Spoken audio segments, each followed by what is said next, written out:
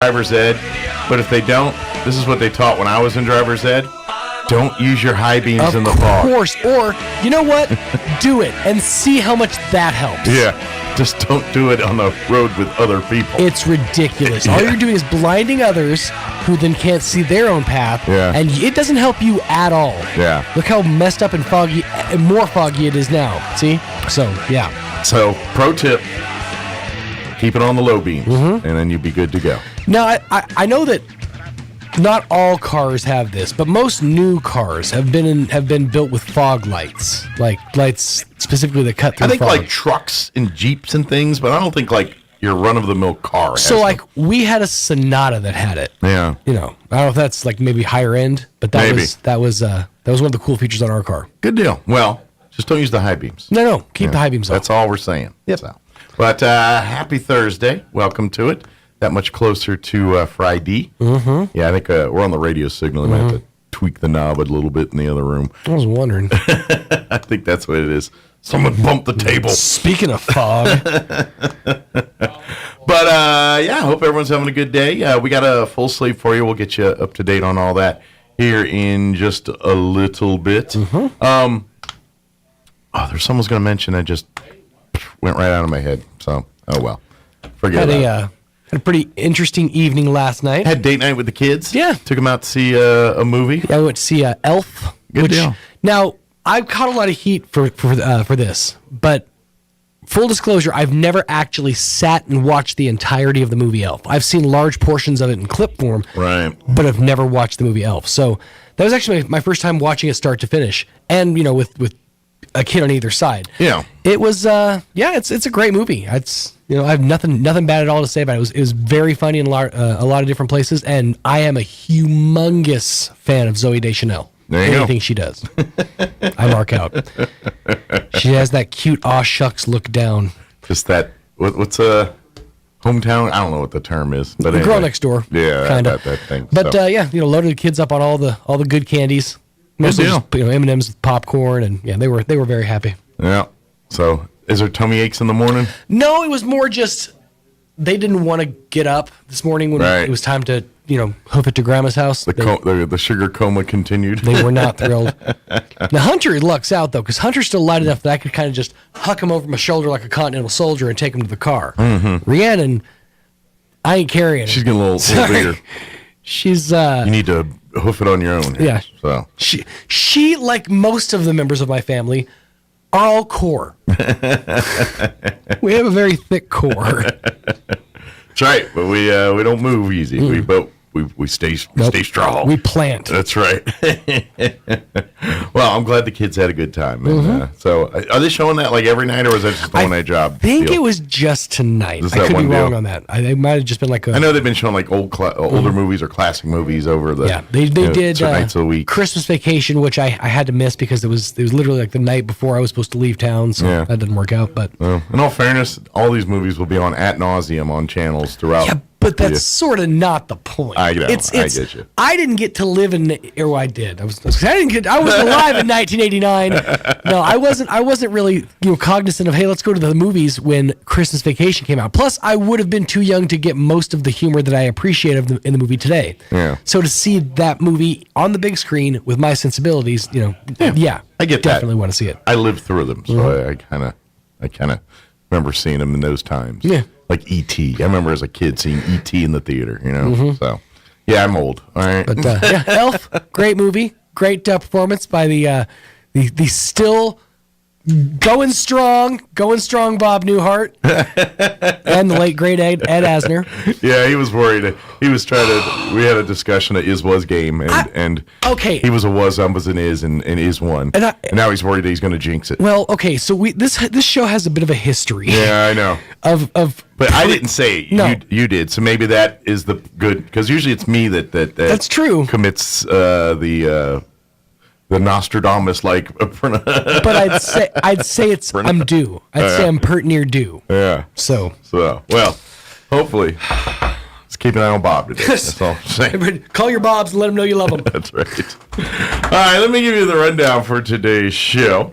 Here in just a few minutes, we're going to be joined by Mayor of Roswell, Tim Jennings, and City Councilor, Ward 4, Robert Korn, and of course we'll talk a little bit about City Council tonight, but we got some other stuff we want to talk about as well too. So we're gonna get to that here in just a little bit.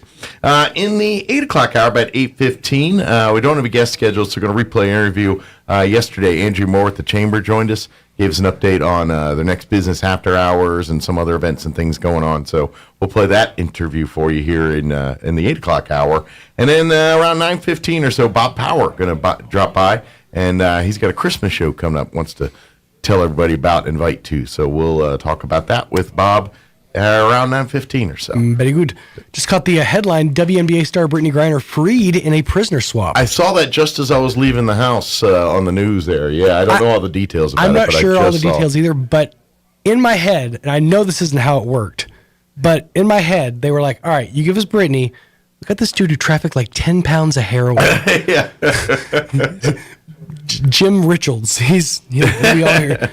Or do you wonder if it's like 12 cases of Marlboro cigarettes and like 80 pairs of Levi's jeans? Hey, we'll send you all the good hustlers from like 94 to like 97, the prime years. Big League Chew. Give me all the Big League Chew you got. You know what? We'll get you hooked up with the good Pokemon cards. Yeah. All right? We got all the foils, the rares. You got the Cadbury egg. And 68 vape cartridges. Yeah, so I don't know what the swap was, but yes, apparently that has happened there. So good news for her and her family. All right, 7:14. Let's go ahead and get you up to date on the weather. I'm meteorologist Steve Hamilton with your Pecos Valley weather. We have high pressure settling back into the southwestern states, so things look pretty good today. Maybe a few clouds early, but turning sunny this afternoon. Our high in the low to mid 60s. Well, the overnight hours will be in the mid 30s and clear, and then pretty comfortable weather on Friday, sunshine, and our high stays right around 60.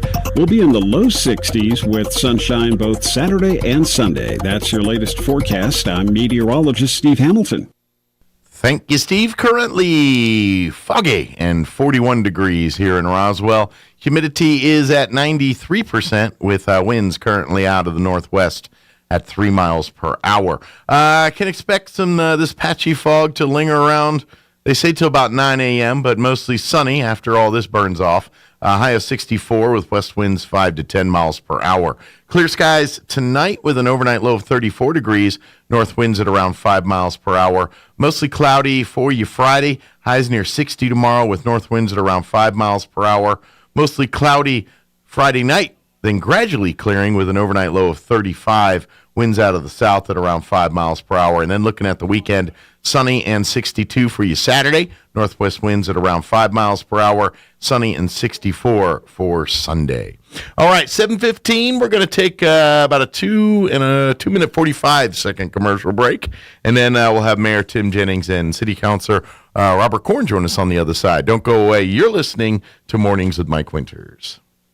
If you're missing a tooth or several teeth, a dental implant may be the ultimate solution. Implants look and feel so much like real teeth that you probably forget you have an implant. Maupin and Brown Dentistry is one of New Mexico's most experienced implant providers, with literally thousands of implant patients who are absolutely delighted with the results. Call Maupin and Brown today for an evaluation. You'll be surprised how affordable implants can be. Maupin and Brown, your choice for experienced, state-of-the-art dentistry. Get pampered at Roswell Skin Center. Prepare for the holidays with a seasonal facial that's sure to please. Treat yourself to a chemical peel, Botox, fillers, or laser treatment. Loyalty membership gets you $50 off your first treatment. Gift certificates make great stocking stuffers, too. Learn more at roswellskin.com. This is the owner of Trustmark Roofing, and nothing makes us happier than telling our customers no. As in, no pricing games. We give you a guaranteed price, and then we stand by it. No surprises, no gotchas. No obscurity. We don't just tell you what's wrong with your roof. We record our inspections and show you. No lemons. We install premium roofing materials from top brands like Owens Corning. No shortcuts. We're in the 2% of roofers with the Owens Corning Preferred Contractor Certificate for our local area. This means we offer precision installation and the longest warranties.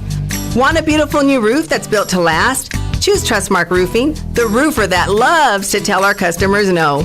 For an estimate, call us at 575-755-ROOF or find us online at trustmarkroofpros.com. Trustmark Roofing, we put people first. Eastern New Mexico University in Portales is proud to offer potential students the opportunity to attend ENMU tuition-free with the New Mexico Opportunity Scholarship. And now we are proud to announce the newly created Freshman Hound Housing Room Grant, which will allow students the opportunity to receive up to $3,000 per year off their housing costs when living on the ENMU campus. For more information on how ENMU is making higher education more affordable for you and your family members, visit enmu.edu. Eastern New Mexico University. Student success. That's what we're about. The 2022 basketball season is underway for your Roswell Coyotes and Goddard Rockets, and the place to go to catch all of it is KSVPTV.com. Goddard, a little pressure here in the half court, and they force the turnover. Great job. Head for KSVPTV.com and click on the Roswell Coyotes or Goddard Rockets tab to see it all. KSVPTV.com, Southeastern New Mexico's sports authority, then, now, and always. A Greek-Canadian man invented the Hawaiian pizza. His name was Tex Colorado, and he was from Detroit. Here's Mike Winters. And good morning. It is 18 minutes after 7 o'clock, and joining us in studio this morning, we have Mayor Tim Jennings with us, also City Councilor representing Ward 4, Bob Korn, back with us as well. Morning, gentlemen. Morning. How are you? How's life treating you all today? It's good? foggy outside. Is that a good sign or a bad sign? I don't know which. Well, I don't know. It takes an extra 5 minutes to come down and see you. That's all I know. Yeah, all I know is I'm like, man, I can't see you to pass my hit my hood here. But yeah, everyone be careful if you're driving out and about here this morning. Be worse if you're flying. This is true. Thank goodness I don't have a pilot's license or have to worry about any of that today. So, well, tonight is City Council meeting.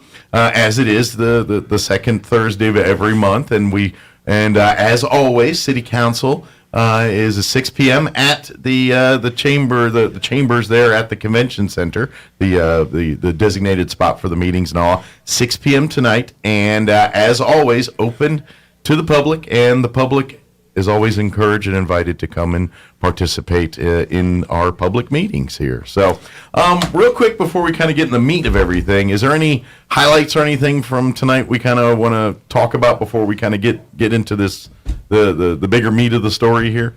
Any of those? I saw Gateway Christian. We're going to be honoring them tonight, and I saw a couple look like some housekeeping kind of stuff, but. Yeah, it's not a real full agenda, I don't think, and it just depends how long we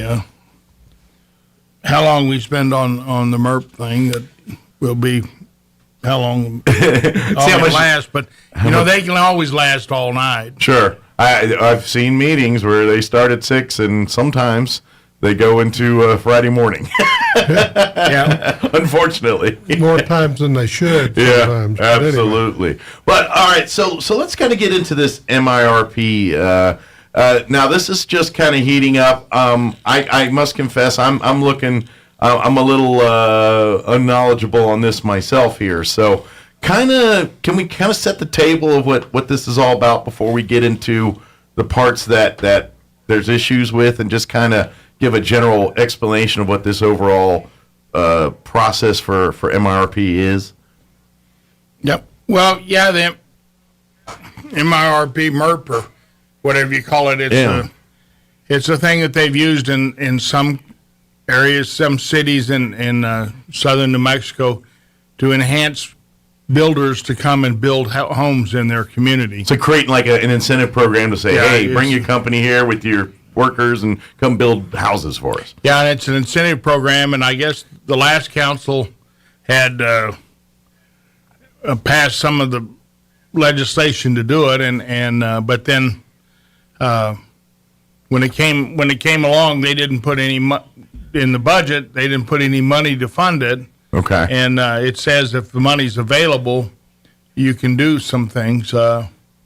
But as it goes along, as we're seeing, it's a lot of it is there's some issues with it about whether or not it's legal or not, and whether or not we can do that. Okay. And so that's the big discussion there. The developer's very upset with us, but we didn't have anything to do it. Somebody should have looked at the rules. So kind of promises were made, and then then at some point someone said, these are promises we can't make.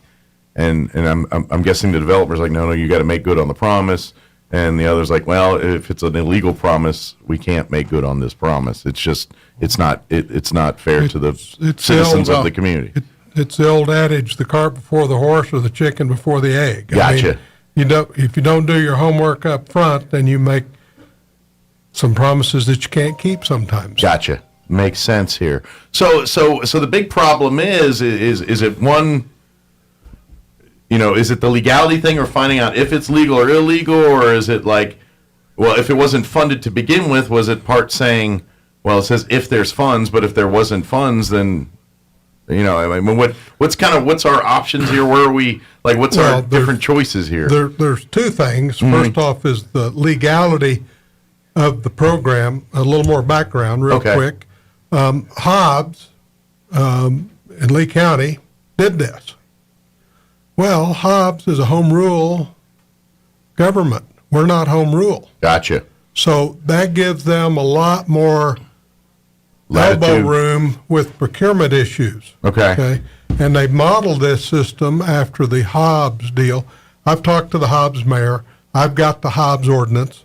I've already looked at it and go, this won't work here. Gotcha. Okay. And it won't. And so Carlsbad also has done a similar program, but theirs is for low-income housing. This is not a low-income housing. So that's a subsidized deal, or that's a whole nother ball of wax. Right. Gotcha. And we can because it's specifically allowed under state statute that we can do that. Now, we found, or I heard, I haven't seen it yet. What was it, yesterday we found out that we've got a low-income deal? It's in the human resources section for some reason, not under, codes, but we're working on this thing. We're not, it's unfortunate, and I will say that I voted for it in legal committee 3 weeks ago. I think that's right. Gotcha. And that's when I said, wait a minute, this doesn't look right. That's when the red flag came up. Yep. And so I've been working on this because I've been working on the funding side. Sure. Well, and this is part of the whole reason why things go through 12 committees before they get to the city council, so you can vet out and see what the legalities or illegalities or if the logistics are even feasible here. So that's the time when you find out this kind of stuff. So that's kind of the way it should happen, right? But the other day in Finance Committee, earlier this week, or was it last week? I don't know. But the last time we had finance meeting, I pointed out the problems with this thing on the legal side. And two of my council members on the committee voted it, so we'll take it to full city council, we'll straighten it out there. Sure. That's not the place to do it. Right. There's more. This is a very complicated issue that needs to be, smart people need to sit around the table and discuss it more than once, probably. So do we have I guess we have a group that's kind of like writing to push this through right now, sight unseen or whatever, like it's ready to go. And then we got others saying, well, hold on, you're trying to put the cap on before we put the pants on here. Let's hold on a second, and so that's where we're at right now, is saying we're not ready to go to market with this yet. We need to keep dotting I's and crossing T's and seeing what we're getting into here. That's kind of what you guys are saying, pretty much. That's what I'm saying. Let's not get out there too far in front of the herd. Sure. Well, there's some real problems in it. If you're a city, county, city council, mayor, city manager type of government, you're not. This is not something that you can do. There is a way that you can kind of stretch it to get there with a city council, mayor, city manager, home rule city. There's a way you can kind of stretch it to get there. But on the other, it's not legal under the law to do it. Gotcha. So in my opinion, our hands are tied, and it doesn't mean we can work with people, sure, but they have to be willing to work with us. And I mean, gotcha. Whether or not the other group passed it or not, to fund it, I think if you look at it, it's very much, or it's just plain not legal. Sure. And well, I mean, if you do it, you risk the consequences.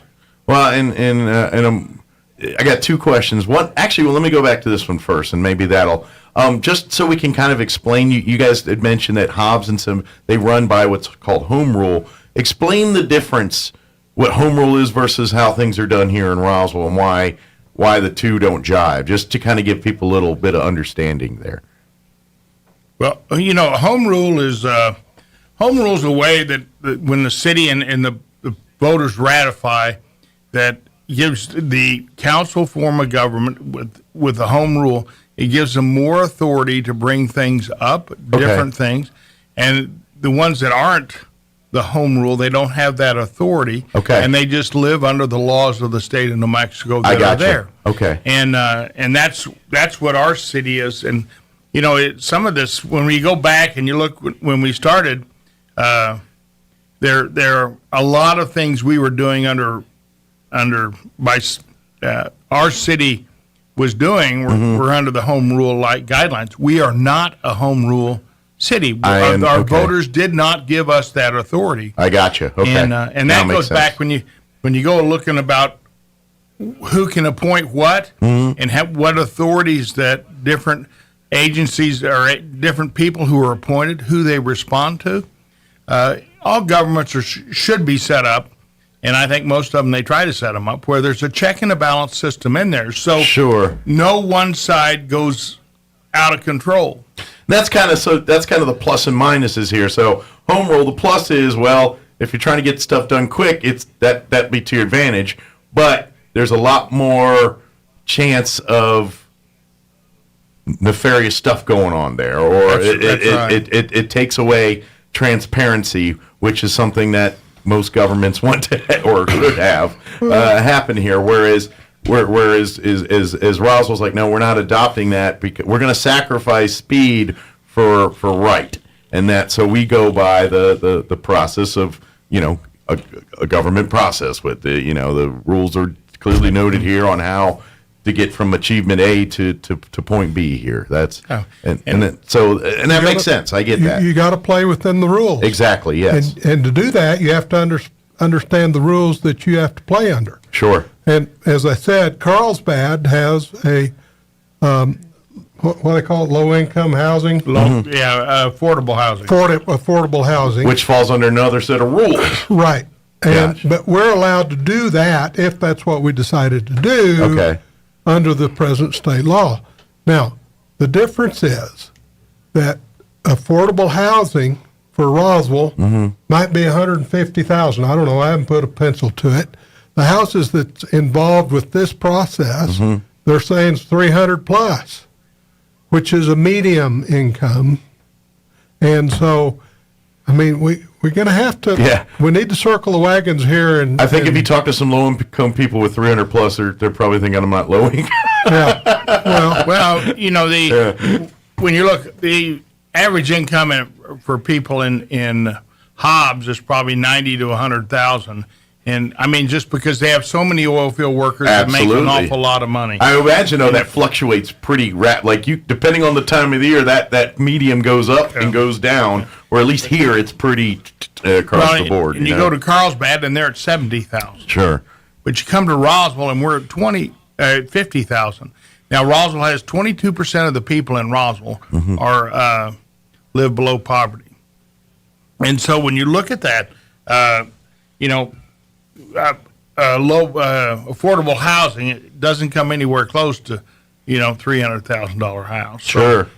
So we have to look at this stuff and see where to go. And sure. But when you look at it, to me, it's very clear that this is not against the law. And Bob has some figures that they went through our building guy or code guy, Mr. Mavers, was informed. Joe Nebb was informed, informed. There's 3 different times they were told by the old city attorney that this is not, you need to look at what you're doing. This isn't. You're getting into illegal territory. Yeah. Okay. And Bob can read them to you. But they've done that 3 times. They were informed of that. Now did they ever pass that on to the council? Mm-hmm. Well, at any time, I think the council should be informed about anything that is illegal by any employee. I would think, especially as your elected body, people that were asked to be in these positions, they're the ones that ultimately get the final decision on pretty much anything city related, as far as I'm concerned. Yeah, and it should be that way. Yeah, exactly. We had one of our employees said, "Well, he didn't think it was his job to tell us." Well, somebody's job. I mean, you can point fingers all you want, but somebody's got to tell somebody. I mean, you all do rock, paper, scissors. I don't care who, but yeah, I understand that because, well, and at the end of the day, who's going to get sued? The city council. This is where I mean, especially in the legal world, I mean, it could be a hot mess there, but yeah, you've got to give all the variables to the people to make the decision. The easiest thing is if we pass. Let's go worst case scenario. Okay. We pass it. They build some houses, and we pay them. The best case scenario to get out of that deal is the state to come in and make everybody give their money back. Okay. Okay. But it could get worse than that because it's 4th-degree felony. Somebody could potentially go to jail. Sure. For up to 18 months. Oh, Judge Robe thing. I know some people talk about that. But yeah, you're right. I get that. As early as September 14th of 2021, the then city attorney said that, and this is just a paraphrase out of this, I want you to think about how we select particular projects for this program. An RFP, perhaps. And that was sent to Louis Nahar, Kevin Mavers, Janie Davis, our treasurer, Joe Nebb, Mike Matthews, our acting city manager, and Juan Fuentes. And then October 26th of 2021. This is ancient. I mean, this is old. Yeah, but this all started March of a year ago. Right. 21, yeah. And so he talked about failed to maintain any competitive bid process, talking about the act. Then later on, let me see if I get the date right, June 8th, 22, and again, I'm paraphrasing a little bit because we're just trying to move on here. Sure. We based this on the Hobbs model, but as a home rule municipality, they were able to explicitly exempt their MERP from procurement, an option we do not have. Pretty straightforward. Yeah. And then he goes further. I cannot guarantee that this would fit the requirements of the Government Conduct Act or the Procurement Code. And that was well back. Wow. June 20. This is fairly current. June 22. June 8th, 22. So, and let me tell you, I kicked this rock over with some help, but because I went to our attorney, I says, this doesn't look right to me, doesn't feel right to me. Sure. On these points, and he went and did some research. He said under the present language in the MERP program, it is not a good idea. He's a little more politically correct. Yeah. I just called it illegal. Yeah. Well, and I completely agree. If your attorney's telling you one thing, and then at the end of the day, that information's not getting to the people, the elected officials, that's a problem. So I'm guessing tonight, is it all coming out on the table and let the city council, let's just debate this and talk about it and find out what we need to do next? Is that kind of what's the next step here? It's on the agenda, so Very we'll good. see what happens. So the thing is, and so I'm guessing people listening, you probably have opinions one way or the other on this here. This is your chance to be heard and to see and witness and be a part of the discussion tonight at the meeting. This is exactly how our government works.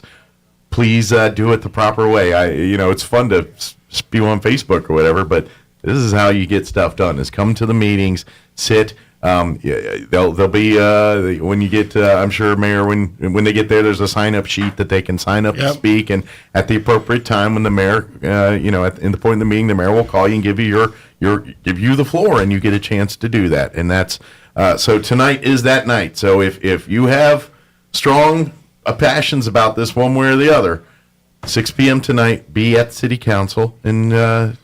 Time to roll up your sleeves and do your civic duty here. That's right. Build the place up. Absolutely. Yeah. There's one thing you have to remember, and I hope my council members remember, government housing doesn't always have a view out of the window, and so you need to look at that before you vote. Sure, you should look, because it's clearly. Well, if it's a 4th-degree felony, that's enough time for government housing without a view. And call me a scaredy cat, but when I've got an attorney, well-respected attorney, telling me maybe that's a bad idea, I'm going to think maybe I should listen to somebody. I mean, that's just, you know what I mean? That's just, they've had that's me. An interesting comment by one of my fellow counselors on the finance committee.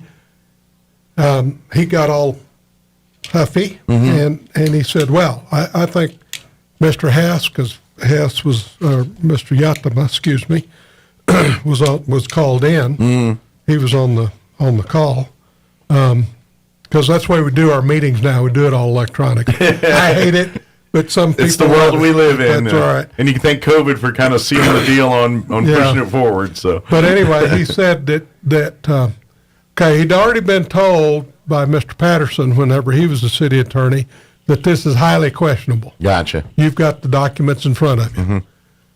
He was told by our present city attorney, Mr. Yatama, that it is problematic. So his response was, I want a formal opinion from our attorney. Okay. And we need to go find a third attorney's opinion. And I go, look, if you don't believe in the person you're going to go to court with, right, you better fire him early on. But so you're paying a lot of money for a never mind. Y'all figure that out. But it just the way that this whole thing comes together. Okay, guys, we got a problem here, and they rolled it right out to city council over my objection. By the way, I voted no. I don't want to try to get into motives or anything, but I just don't understand why there was. It sounds like a group of people that want to kind of push this in under the radar a little bit. That's what it feels like to me, and I don't understand. I guess I'm trying to figure out whose back's getting scratched here. That's where I'm wondering. That's where I'm trying to, in my head, trying to follow the trail on. All right, at the end of the day, whose back's getting scratched the most on this? You're just going to have to drag them in here, Mike, and ask them. I don't have a clue. Yeah. When you look at it, though,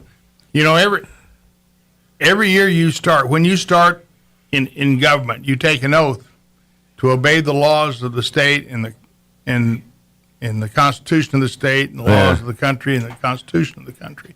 You make that oath. Now, does it mean anything? To me, it does. I hope so. And I know, looking at it, I know there's reasons why there are different types of cities and how they're set up, but what our predecessors did, we don't have a home rule part of our government, and you can't run it that way. Yeah, and one of the things when we appointed the treasurer, appointed Miss Davies, when we appointed her, if you look at the personnel chart, she was moved under Mr. Juan Fuentes, who's our kind of financial officer for our city. That's not the way it's supposed to go. I mean, there needs to be a check and a balance in any and all forms of government, and so when you look at that, I mean, the 4 people that I end up being allowed to appoint are they're there they're all ratified by the council, and therefore they have some liabilities to inform the council, and anybody who lets any member of this city who tells them it's not my responsibility when you get something that should be brought up about its legality. that's a huge deal. It's everybody's responsibility. You know, if you tell us, I mean, they have a job too, and if you get your boss in trouble, I mean, you're going to be the one that brings it to him. You should be in trouble as well. Sure. And so I don't subscribe to the theory that anybody who works for the city can condone illegal acts for any reason. And, absolutely. Well, that's not just a government employee character. I figure that should be a human character.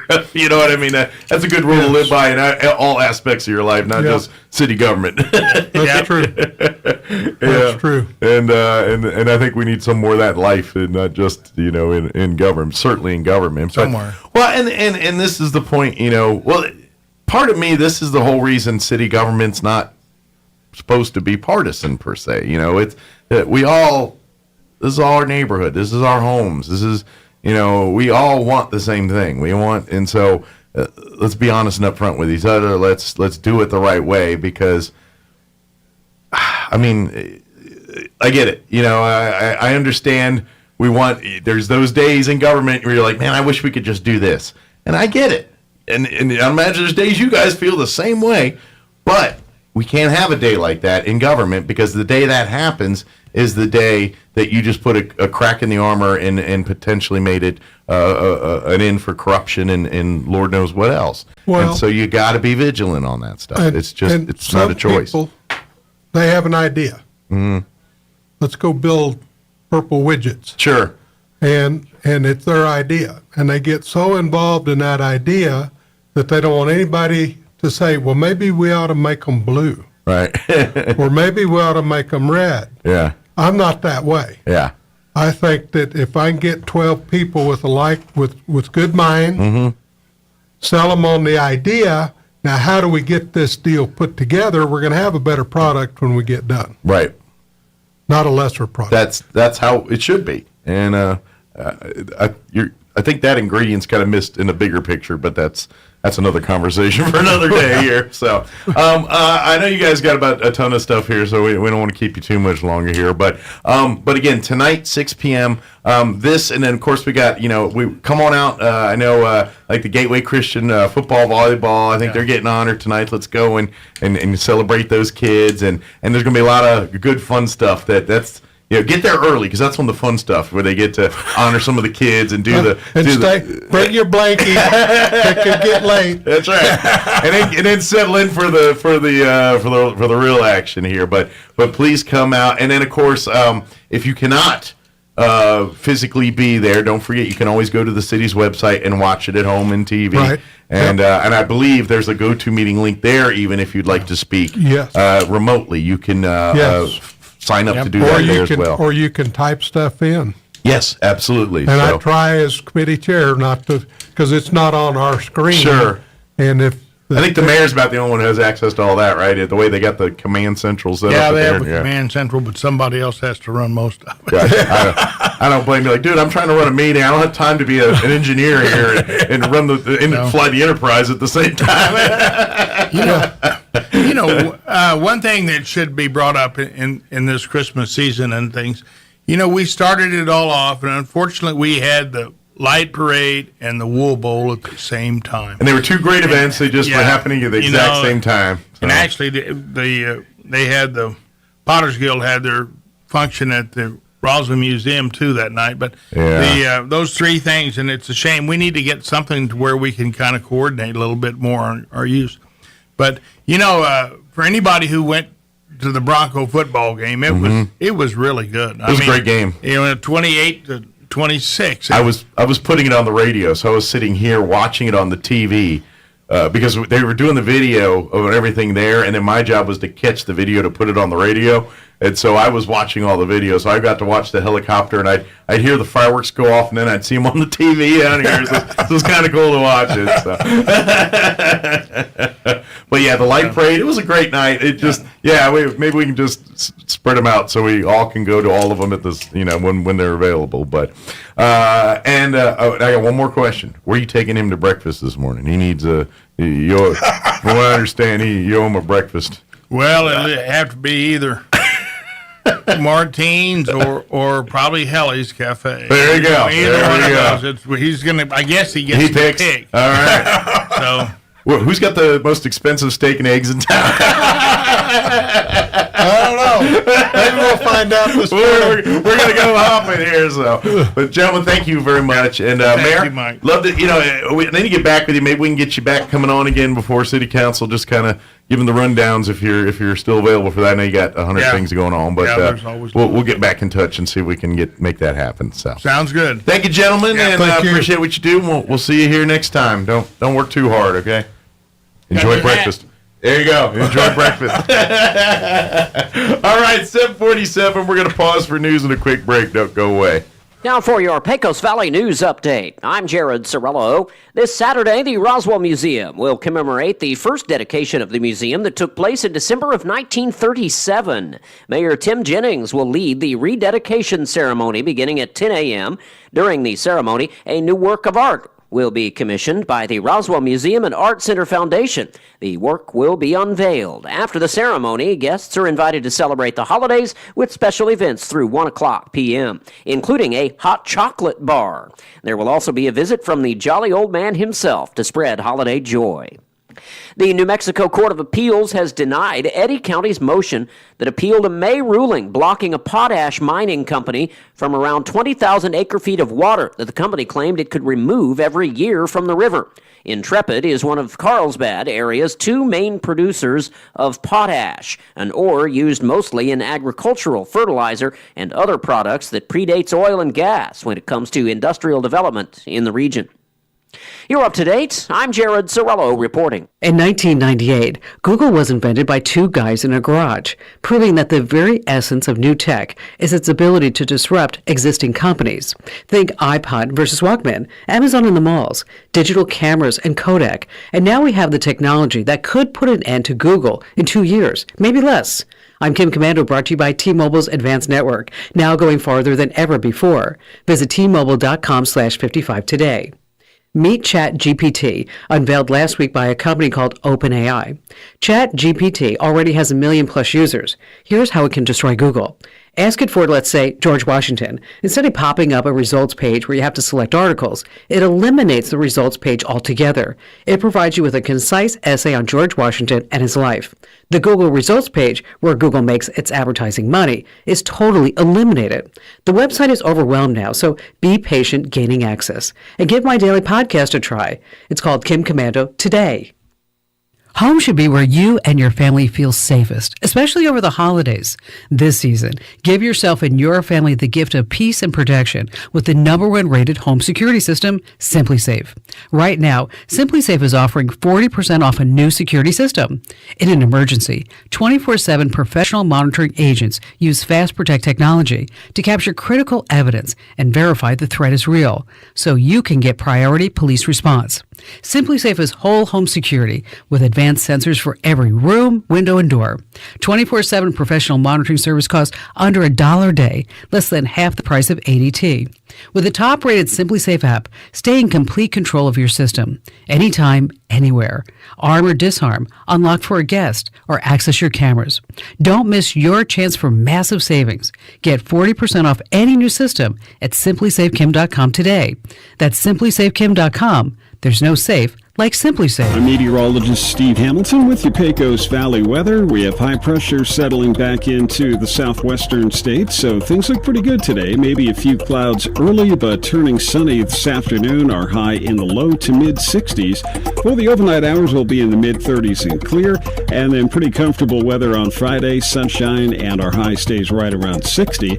We'll be in the low 60s with sunshine both Saturday and Sunday. That's your latest forecast. I'm meteorologist Steve Hamilton. It's time for the Chavez County Sports Report. All kinds of basketball games going on, and if it's in the middle of the day on a Thursday in December, it probably means it's a tournament. For instance, Roswell will be playing Miyamura at 5:45 today. The Coyotes' second game of the season. The Goddard Rockets will be playing against Academy. That starts at 4:45. In girls hoops, it's Goddard playing against Melrose at the Moriarty tournament. That starts at 3:30 today. And you've also got more games. Hagerman against Lordsburg at 2:30 today in boys hoops. It's a boys-girls doubleheader. This is not a tournament. It's between Dexter and Cloudcroft in Dexter. It starts with the girls game at 5:30. Gateway Christian against Alamo Navajo in boys basketball. That starts at 12:30 today, and the Gateway Christian girls against Capitan at 2. The Sports Report brought to you by DSI. Call DSI for all your office technology needs. I'm Eric Butler at Roswell Talk FM 106.5. With the Wall Street Business Report, I'm Bill Alexander. The S&P 500 and NASDAQ closed down on Wednesday after a choppy session on Wall Street as investors struggled to grasp a clear direction as they weighed how the Federal Reserve's monetary policy tightening might feed through into corporate America. The Washington, D.C. Attorney General is suing Amazon, alleging the biggest online retailer withheld tips from delivery drivers. Attorney General Carl Racine said the company tricked consumers into thinking they were increasing drivers' compensation when Amazon was actually diverting tips to reduce its own labor costs. In 2021, Amazon reached a settlement with the Federal Trade Commission, which found Amazon withheld a portion of tips meant for its Amazon Flex drivers. The Bank of England looks set to raise interest rates to 3.5% or more next week, but policymakers appear increasingly split on how much tightening is needed to tame double-digit inflation. For the Wall Street Business Report, I'm Bill Alexander in Washington. Do you remember your best teacher in school? The teacher that you learned the most from? The one that pushed you to be better? The one that believed in you and all of your potential? Jesus was that type of teacher, and his students were called his disciples. We can be and should be disciples and students of Jesus. In Mark 1 and 2, Jesus began calling his disciples with the simple phrase, "Follow me." Such a simple phrase for such an amazing call. To be a disciple of Jesus is not just to follow him. It's to learn from his example, from his words. But most importantly, it's to do what he taught and do what he did.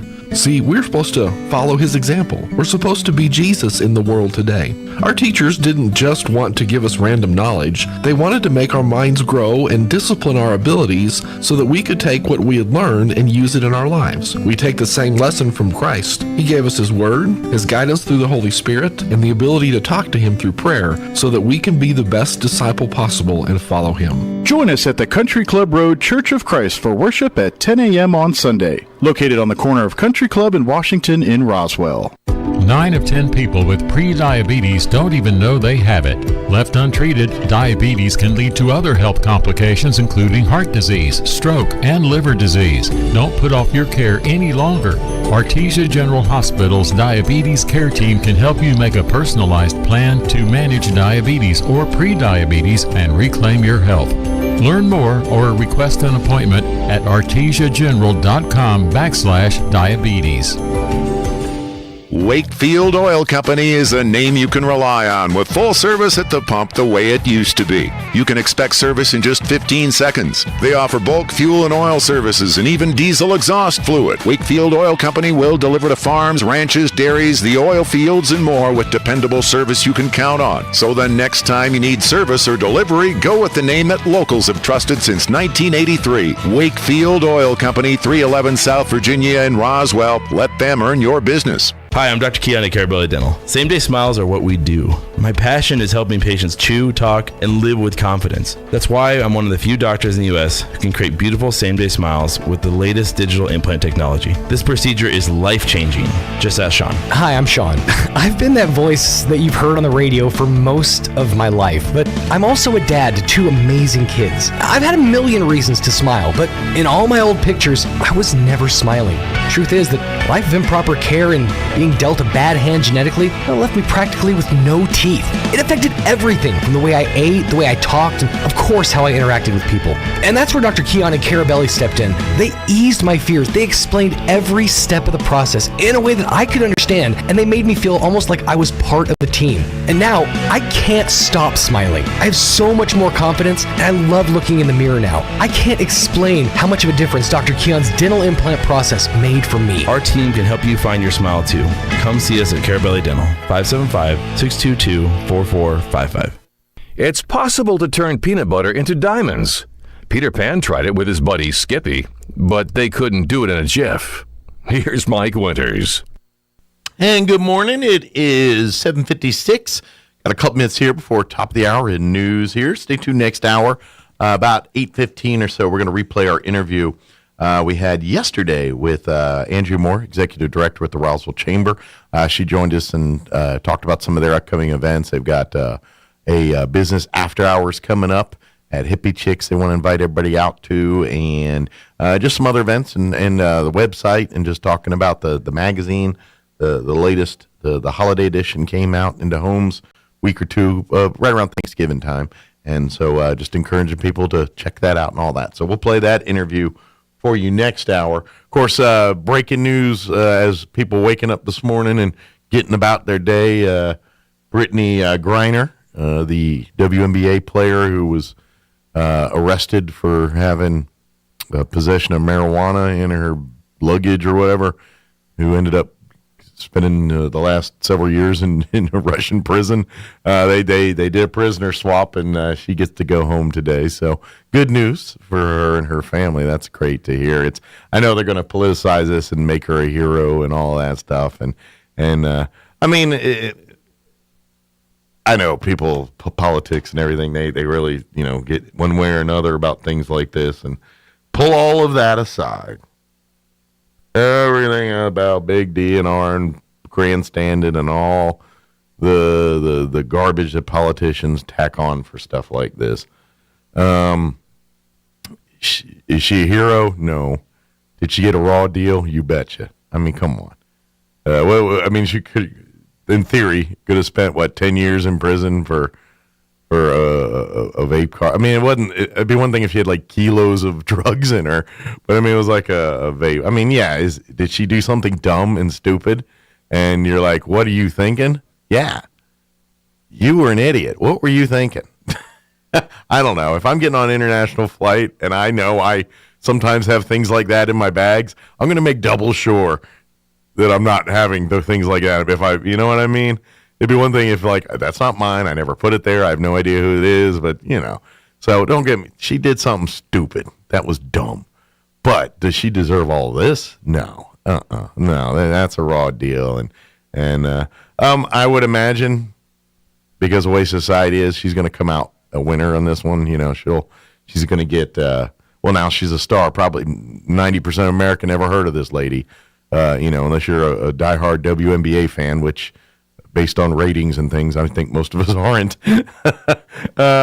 She wasn't heard of till this. So, yeah, she got a raw deal, and I feel for her and her family and all that. But I think she'll be okay. Yeah, I think she's going to come home to heroes welcome and probably get book deals and all kinds of money deals going on. So she'll be fine. All right, it is closing in on 8 o'clock. Time for some Town Hall news. We'll be back on the other side. Don't go away. You're listening to Mornings with Mike Winters. Clyde Lewis and Ground Zero is now in Roswell on 106.5 FM. KEND Roswell. News this hour from townhall.com. I'm Rich Thomason. President Biden is hailing the prisoner swap that led to Russia's release of WNBA star Brittany Griner. This is a day we've worked toward for a long time. We never stopped pushing for her release. It took painstaking and intense negotiations, and I want to thank all the hard-working public servants across my administration who worked tirelessly to secure her release. Griner was exchanged for Russian arms dealer Victor Bout, who had been serving a 25-year federal prison sentence. Still being held in Russia, retired U.S. Marine Paul Whelan, held in one of Putin's prisons for almost 4 years. The Biden administration wants to keep a Trump-era immigration policy in place, at least for now. Title 42 allows for the immediate deportation of asylum seekers who may be COVID positive. The White House wants it to stay in place until new guidelines can be developed. The U.S. government says it will appeal a court ruling that would lift asylum restrictions that have become the cornerstone of border enforcement. The Homeland Security Department says it would file an appeal with the U.S. Court of Appeals for the District of Columbia, challenging a November ruling that ordered the Biden administration to lift Trump-era restrictions. The rule first took effect on March 2020, denying migrants the right to seek asylum under U.S. and international law on grounds of preventing the spread of COVID-19. It has been used to expel migrants more than 2.4 million times. I'm Lisa Dwyer. The so-called Respect for Marriage Act will come up for a vote in the House today, among other things requiring the federal government to recognize the validity of same-sex and interracial marriages. Watching Wall Street, the Dow is up 251 points for a gain of almost 1%. The Nasdaq ahead 101 points, and the S&P trading 31 points higher. More on these stories at townhall.com. Great news, Nick. Legacy boxes are still in stock. With Christmas just around the corner, there's still time to buy the best Christmas gift ever.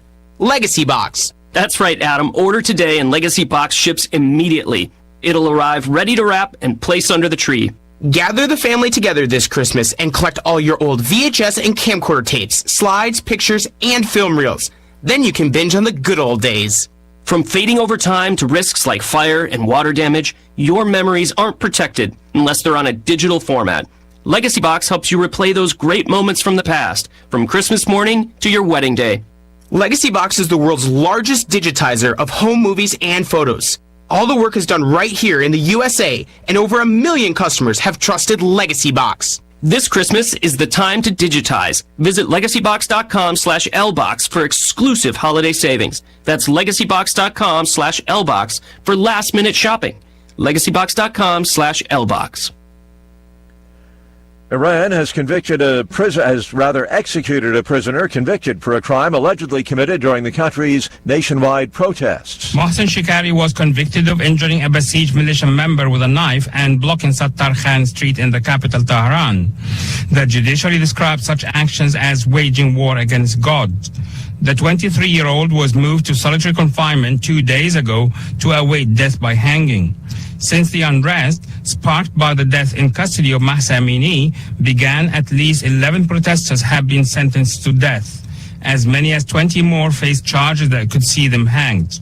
The nationwide protests are seen as one of the biggest challenges to Iran's theocratic regime. The BBC's Youssef Taha, the son of a Russian businessman close to President Vladimir Putin, has been acquitted in Norway of violating a law that bars Russians from flying drones.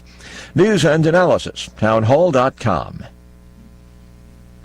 There is some welcome news for Southwest Airlines shareholders. The airline will restore the quarterly dividend of 18 cents per share in late January. Southwest suspended dividends after the pandemic devastated the airline business in early 2020. The move comes as air travel rebounds and U.S. airlines return to profitability due to full planes and sharply higher fares than a year ago. Southwest has reported $759 million in profit during the first 9 months of this year. John Scott reporting. Hundreds of journalists and other employees at the New York Times have launched a 24-hour walkout, the first strike of its kind at the paper in more than 40 years.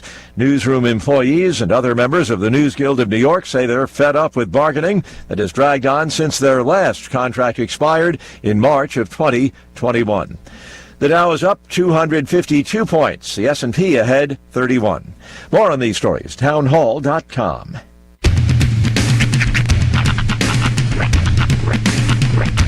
What in the wide, wide world of sports is going on here? I promise you, whatever scum did this, not one man in this force will rest for 1 minute until he's behind bars. Now let's grab a bite to eat. Yeah, come on. I feel the hot wind on my shoulder and the touch of a world that is older. I hit the switch and check the number. I leave it on and then I slumber. I hear the rhythm ringing through it. Flamenco guitar and cumbia music. I hear the talking of the DJ. The travel listen, what does he say? I'm on a Mexican radio. I'm on a Mexican radio. Broadcasting live from high atop the J.P. White Building in downtown Roswell, New Mexico. It's Mornings with Mike Winters on 106.5 Roswell's Talk FM. Is that what I sound like when I talk? Now, here's your host, Mike Winters.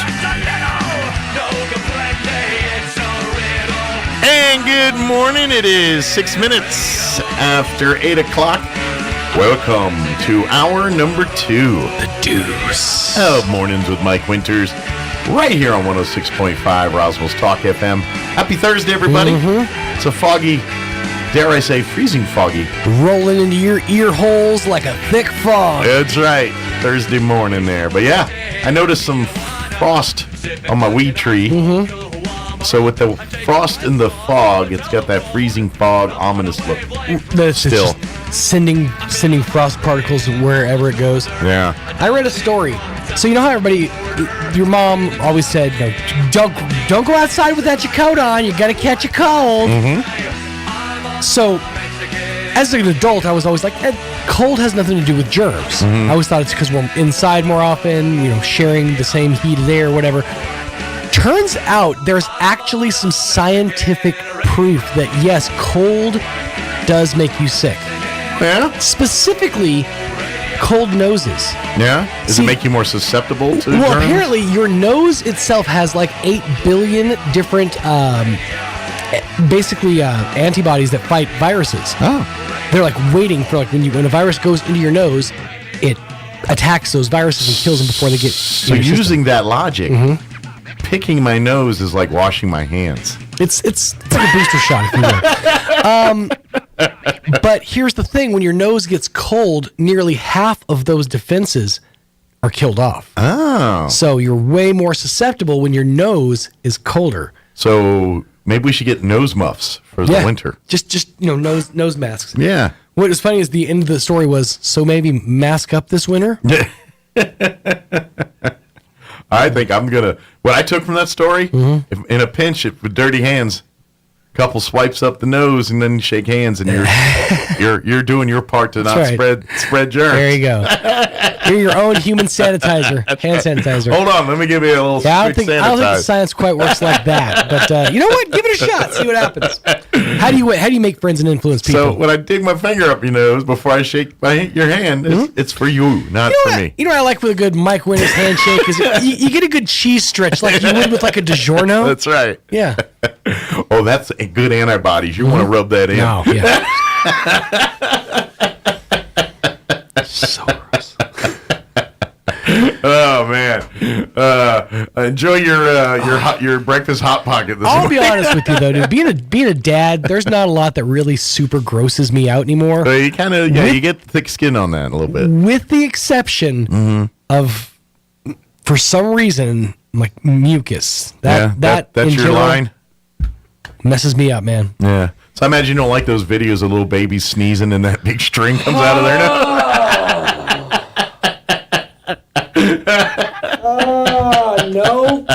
No, I don't like those. So, flip. Friends of Sean on Facebook, you just inundate him with all your favorite memes of babies with snot bubbles. See, this is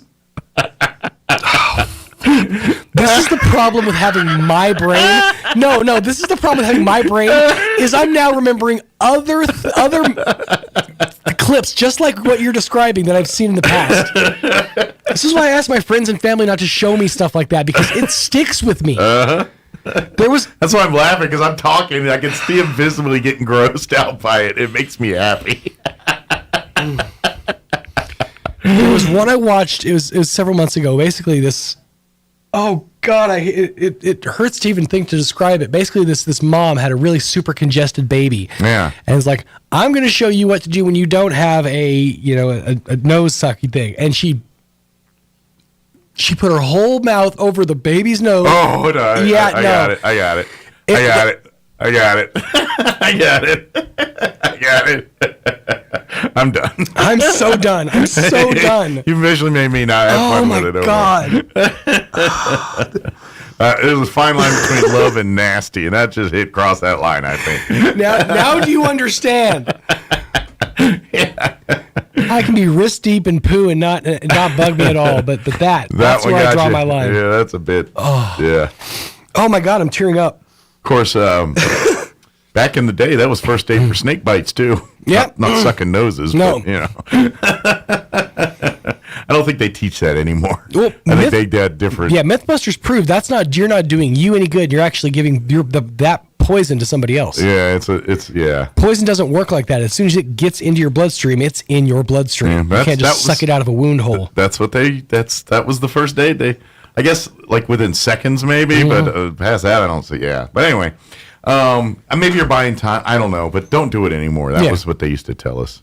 Now they got different methods. So don't go suck your kid's nose. All right. Now I'm kind of grossed out by that. Yep. We ruined Thursday morning. Yeah, a little bit. So let me give you the rundown for this hour of the show. Yeah, we're not talking about food, so I was trying to think. Does any of you talk about food and stuff? No, I don't think we really do. So, I'm not hungry anymore. Yeah, I did have a hankering for tots like 10 minutes ago. That's gone now. Kill an appetite. Although, if you got some string cheese. Oh, no. Oh, man. Oh, some Leprino string cheese. It is 12 minutes after 8 o'clock. Let's get you up to date on the weather. I'm meteorologist Steve Hamilton with your Pecos Valley weather. We have high pressure settling back into the southwestern states, so things look pretty good today. Maybe a few clouds early, but turning sunny this afternoon. Our high in the low to mid-60s. For the overnight hours, we'll be in the mid-30s and clear, and then pretty comfortable weather on Friday, sunshine, and our high stays right around 60. We'll be in the low 60s with sunshine both Saturday and Sunday. That's your latest forecast. I'm meteorologist Steve Hamilton. Thank you, Steve. Currently 42 and foggy here in Roswell. Humidity is at 96%. Winds currently out of the north at 3 miles per hour. They say it's going to be sunny today, and all this fog will burn off at some point, and the sun will come out. Expect a high of 64. Winds will be out of the northwest, 5 to 10 miles per hour. Tonight, partly cloudy. Overnight low of 34. So chilly, but above freezing. Winds will be out of the north at around 5 miles per hour. Friday, mostly cloudy. Highs near 60 tomorrow. Winds will be out of the north at around 5 miles per hour. Tomorrow night's supposed to be mostly cloudy as well. Then gradually clearing for the evening. Overnight low of 35 with west winds at around 5 miles per hour. For the weekend on Saturday, sunny skies, high of 62. Winds out of the the northwest at around 5 miles per hour. Clear skies, overnight low of 32 Saturday night. Sunday, sunny skies, 64 for a high. Partly cloudy, overnight low of 40 Sunday night. And Monday, when you head back to work and school, expect sunny skies and breezy with a high of 65. And then looks like we'll be in the low 50s Tuesday and Wednesday of next week. So those winds on Monday, dropping temps a bit there. All right, it is 14 minutes after 8 o'clock. We're going to take a 3-minute commercial break, and then we're going to play our interview with Andrew Moore from the Roswell Chamber on the other side. Don't go away. You're listening to Mornings with Mike Winters. Sure, you can inspect your own roof, get out that rickety ladder, crawl around up there and try to spot the problem until... Or you can call the experts at Do Right Roofing. Do Right Roofing has quality products for any type of roof. They can even install seamless gutters. Do Right Roofing will inspect your roof and give you a free estimate fast. Keep your feet on the ground. Call Do Right Roofing today. 575-623-2273. Let Do Right do your roof right. Find them fast in names and numbers. This is the owner of Trustmark Roofing, and nothing makes us happier than telling our customers no. As in, no pricing games. We give you a guaranteed price and then we stand by it. No surprises, no gotchas. No obscurity. We don't just tell you what's wrong with your roof. We record our inspections and show you. No lemons. We install premium roofing materials from top brands like Owens Corning. No shortcuts. We're in the 2% of roofers with the Owens Corning Preferred Contractor Certificate for our local area. This means we offer precision installation and the longest warranties. Want a beautiful new roof that's built to last? Choose Trustmark Roofing, the roofer that loves to tell our customers no. For an estimate, call us at 575-755-ROOF or find us online at trustmarkroofpros.com. Trustmark Roofing, we put people first. Edge Safety and Services LLC in Artesia, New Mexico has an immediate opening for a safety technician. Position requires a clean driving record and must be able to pass a drug and alcohol screen. Edge Safety offers great pay with IRA benefits and employer contribution towards health benefits. Please email resumes to edgecoding@yahoo.com or apply in person at 402 West Main Street inside the Edge Safety and Services facility. Edge Safety and Services LLC is an equal opportunity employer.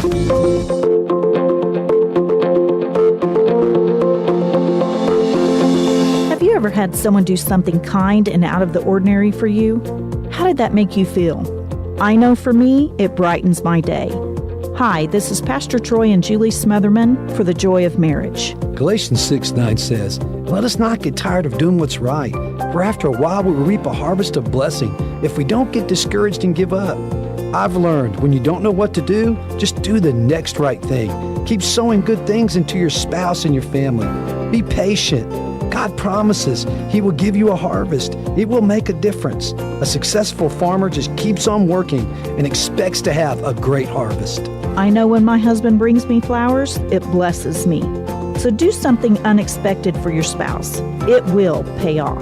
If you have any questions or would like further information about the Joy of Marriage Ministry, please go to jomconference.com. If you suffer from pogonophobia, you would not want to attend a party with the following people: Kenny Rogers, Santa Claus, Willie Nelson, the cast of Duck Dynasty, and 2/3 of ZZ Top. Here's Mike Winters.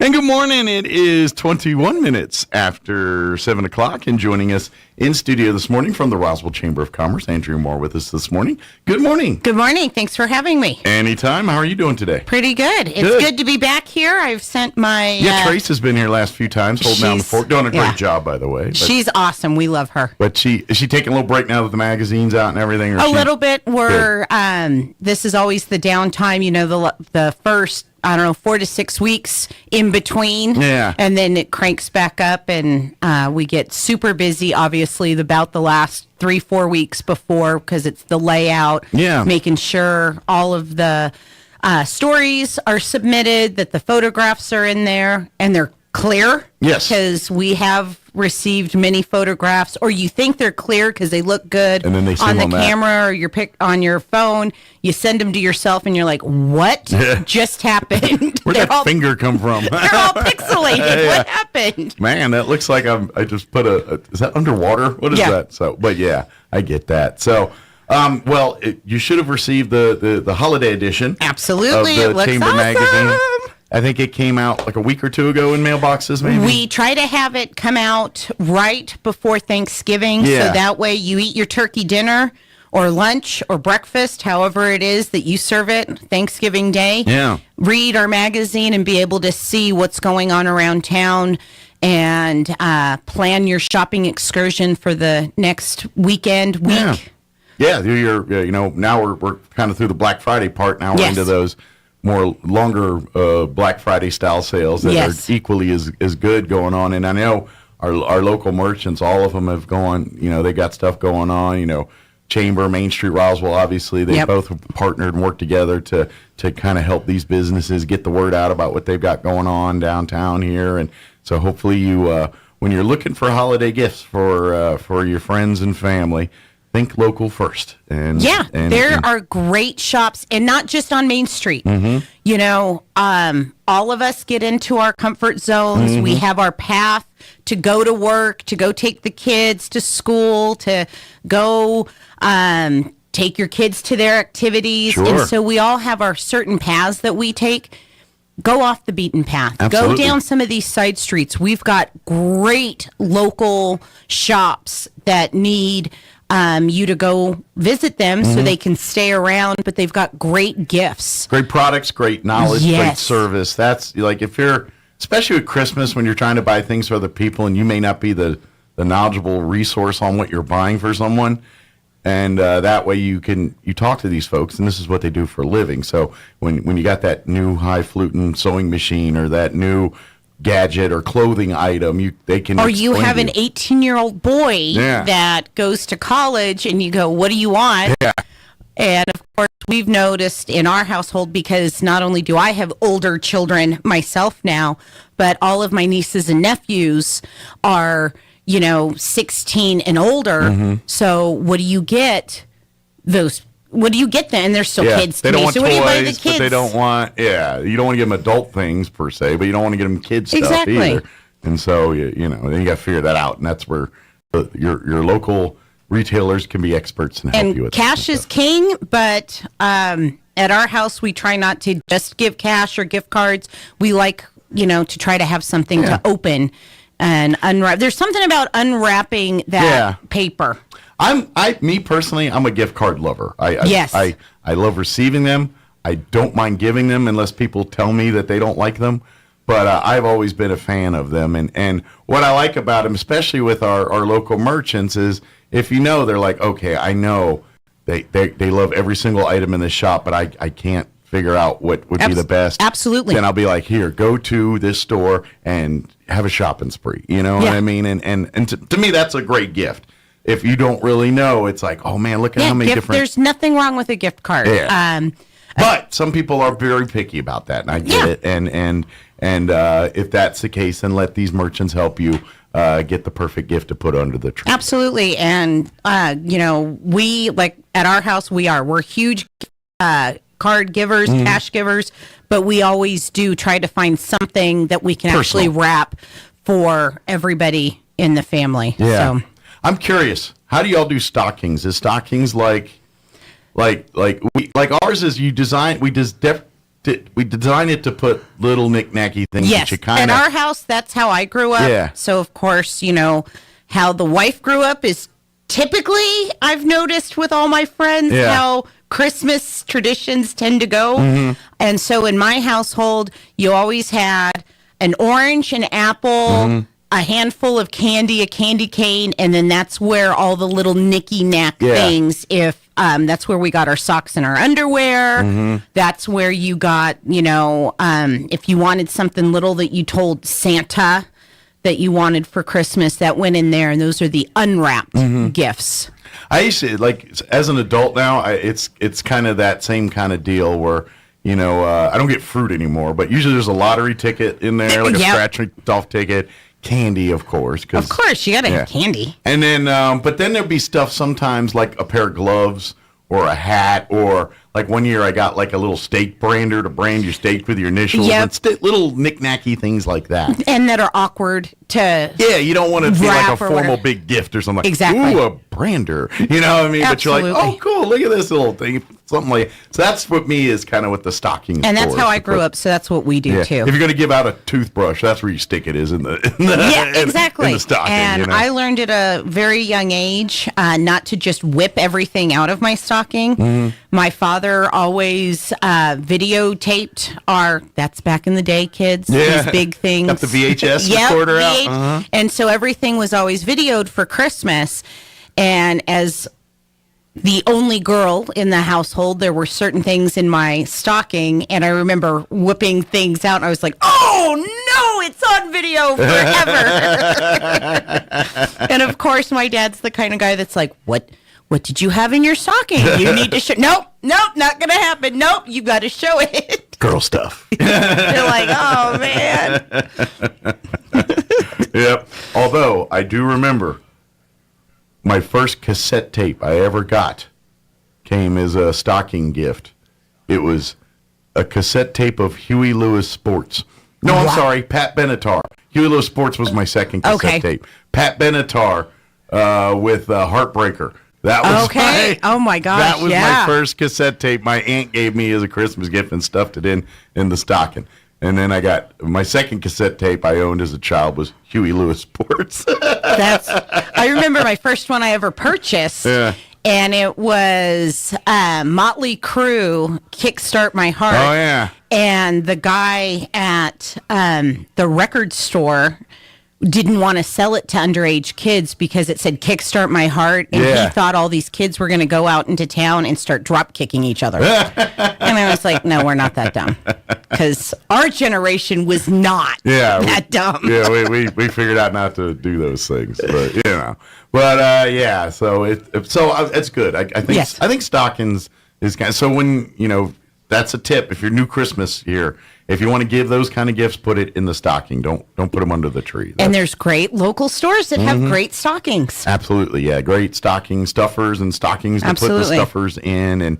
And please, come visit all of our local merchants here throughout Chavez County. And the price points really are not that different from the big box stores. No. I've noticed you are going to pay a little bit more at the mom and pop shop, but it's not to such a degree that it's terrible. Sure. It really isn't. And because I've gone and done the price comparison, going to Walmart, going to Sam's Club, going to Target, and then going up and down around town. It's not that big a difference. It really isn't. Mm-hmm. So go and not to mention, you know, and we've talked, I know I've said it on this show 100 times about the different, you know, when you purchase from a local business, more of that dollar stays in town. Absolutely. The big box stores, a percentage stay in town, but not as much as a local mom and pop store do. So yeah, you might pay $5-10 more for it, but it's worth it. In essence, more of that's going back towards gross receipts here, which pay for parks, which pay for the recreation center, Absolutely. Which pay for all the amenities and necessities that this town needs. Well, and then they can go back into town and go purchase stuff from your store because if you know it all comes back out. It really does. So please, shop early and often this holiday season. Right. And support our local merchants and our local, you know, and a lot of them have online presence as well too. So most of them do. If you're trying to ship gifts to a family outside of town and things, a lot of the local merchants can handle that too as well. So don't use that as an excuse saying, well, it's just Amazon and send it right to them. A lot of our local merchants can do the exact same thing through their online side of their business. Exactly. So sorry, that don't count either. No, exactly. Not anymore. Not after COVID. Everybody has really gotten really good at that transition and figuring out, okay, what do I need to do? Absolutely. So look there first. Now, I mean, Please. get it. If you're looking for something particular, you can't find it anywhere. You find it, then do what you got to do. That's life. But look. But give them a chance because you'll be first. Pleasantly surprised I think you'll at find what you can find before you go to all those big box stores, for sure. Absolutely, too. And especially, you know, if you want to give like out-of-town friends and family like gifts of New Mexico, you know. Yeah. You know, there's a lot of businesses locally that will ship, you know, your New Mexico-themed stuff, you know. Even like Grace Farm and Green Chili and stuff. If you want to do that, they do all that online absolutely. and everything else. I call them all the time, and I'm like, okay, so my sister-in-law lives in Mississippi. She needs some green chili, or she needs some red chili. What do we need to do? Yeah. And they ship direct to her. Absolutely. So please keep doing that and support our local businesses and things because that makes us all stronger and makes a better community here. Absolutely. So check out Roswell Now magazine. Of course, we're always looking for submissions. Mm-hmm. So if you are a writer, if you are a photographer, contact us, and we do have a vetting process because we want to make sure that all of our pictures and all of our stories that go into the magazine are relevant to Chavez County and to Roswell. Yeah, we're not just looking for content to make content. We want stuff relevant to this region in this area. And then, if nothing else, you can say that you were published and go on to bigger and better things. And it is amazing the talent that we have in our community as far as photographers and writers, because we do have a core group of writers that meets every Wednesday at the chamber. And is that the Joy Writers? The Joy Writers, WRITERS. Writers, not writers. Correct. And they're great. They're a fantastic group of men and women that just love to write and create short stories and poems and things like that. But we're always looking for other people to help contribute, because there are times that we have stories or organizations or people that we want to highlight that the joyriders just don't feel comfortable, or we just have so much content they may not be able to get to it. Sure. So we always have ideas, and if somebody else has an idea that we haven't thought of, please come contact us. Well, it's a community magazine at the end of the day. Yes, the Roswell Chamber of Commerce writes it, produces it, and makes sure it gets published every quarter. Correct. But at the end of the day, what goes between the front cover and the back cover is really the community's. Trace kind of puts it together and organized, but at the end of the day, she gets the content from the public. Absolutely. And what goes in there comes from you people. For the community, all of us. by the community. Yeah. Because I tell people all the time, you're going to get really bored really quick if it's all about me and Trace and Kyle at the office. Yeah, well, that would fill an episode or two, but after that, we need some more content. So. Exactly. So always contact us. We are typically in the office from 9 to about 4:30. But we do go out into the community, so there are times that if you come by and you knock on the door, ring the doorbell, we may not be there because we are out in the community meeting our members, meeting our community, and doing what we need to do to continue to make the community wonderful. But you can always call us at 623-5695, and we are located at 131 West 2nd, which is just right in between Main Street and Richardson. You can't miss us because we have a huge alien mural on our front wall. Yeah, kind of right across the street from the Roswell Police Department there on 2nd Street there. Yeah. So can't miss it right there. By the way, if you're a chamber member, we do have our boardroom here. Yeah. It is available if you're having maybe a small Christmas shindig or something like that. Absolutely. We can accommodate, about 40, 50 people in there, We maybe? can fit about 50 people. Yeah. Absolutely. So, and of course, we can reconfigure all of our tables and chairs depending on what you need. Yeah, so if you have a little Christmas shindig or a little business meeting, an end-of-year meeting, or start a 23 meeting or whatever, don't forget the chamber can help you with some of that stuff if your office isn't really set up to handle those kind of things. Absolutely. And if you are even just doing like job interviews because you're starting to hire or you've got you want to do meeting, it on site because of employees we there do have another space now that can fit about 6 to 8 people. Yeah. So contact us. We've got the space available for people to meet. And we're always looking for ways to help the community. So we've got tons of tools and tons of ideas, but that's an ongoing conversation within the office, is that somebody always finds something else and like, oh my gosh, did you know that we've got this? How do we market this now to our community, to our members? Sure. Is it a tool that's only for the community, only for our members, or how do we help everybody? Some of the things that we've got going on other than the magazine, we have our weekly email. We do have an awesome brand new website that is updated and current, which is a tool again for all of the chamber members to use for marketing or whatever suits their needs. It is for you to use. That is part of the perks of you being a member of the Chamber of Commerce. So utilize and we've got a community event calendar that we update. We're constantly looking at the newspaper and other websites and other organizations, what they're doing, but we can't be everywhere all the time. So if you've got an event that's going on, once again, call us and we are contact us, and we're happy to put that on to our calendar. And once again, it'll go into our email. Depending on how much time we have, it may end up in the magazine, in our calendar in the magazine. And we've got social media. We've got all of these things that we can do. And if there's something we're not doing, please call us and ask, because we might have a tool that we can do to help you. We just don't know how to use it yet. Sure. Or it might be an idea that we haven't even thought of. And you go, hey, can you do this? Oh my gosh, we've never even thought about that. Let's try it out on you.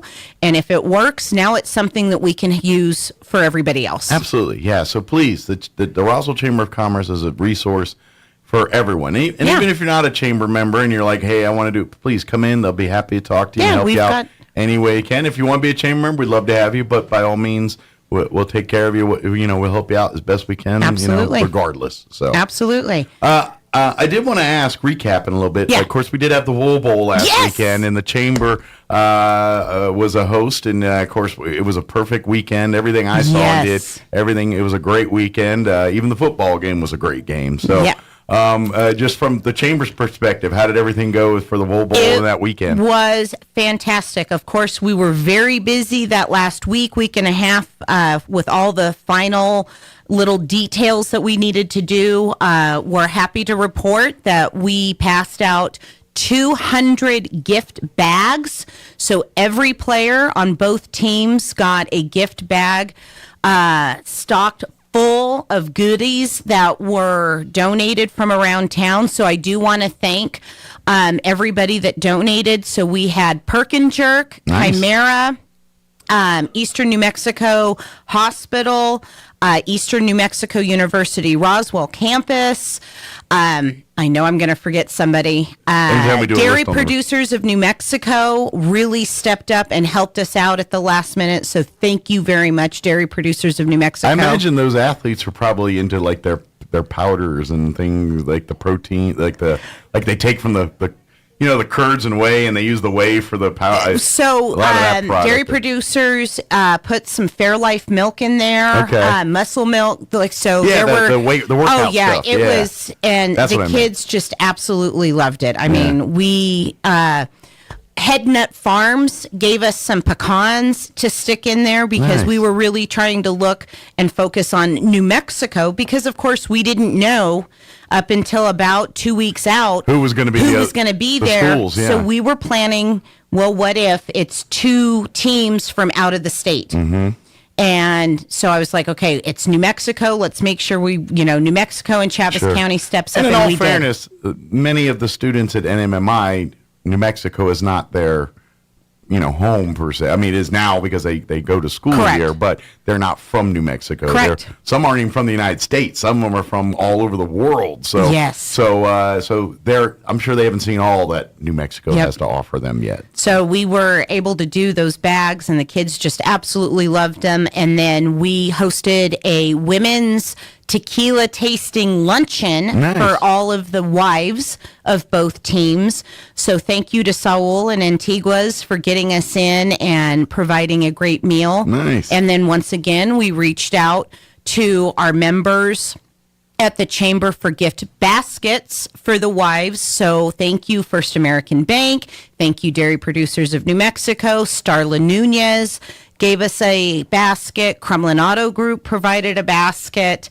I mean, we had so many baskets. We've got a couple left over. So we're thinking about how do we now bless other people. And I think we're going to use those extra items, not only the extra items that we had extra. The city of Roswell really stepped up and helped. So thank you, Juanita. Awesome. And the city of Roswell. Great. Two of the items that the city gave us that the kids really enjoyed was there was a speaker and then these eye masks that are hot cold. You can either put them in the microwave or in the freezer and you put them over your eyes. For like headaches and whatnot. Yeah. So the kids really loved that stuff. Cool. So thank you very much to everybody that contributed. I'm curious, because obviously NMMI, a lot of locals there on that one. But, of course, the other school, they're from Scranton, Pennsylvania. Yes. How I got to meet some of the coaches and a good group of people, but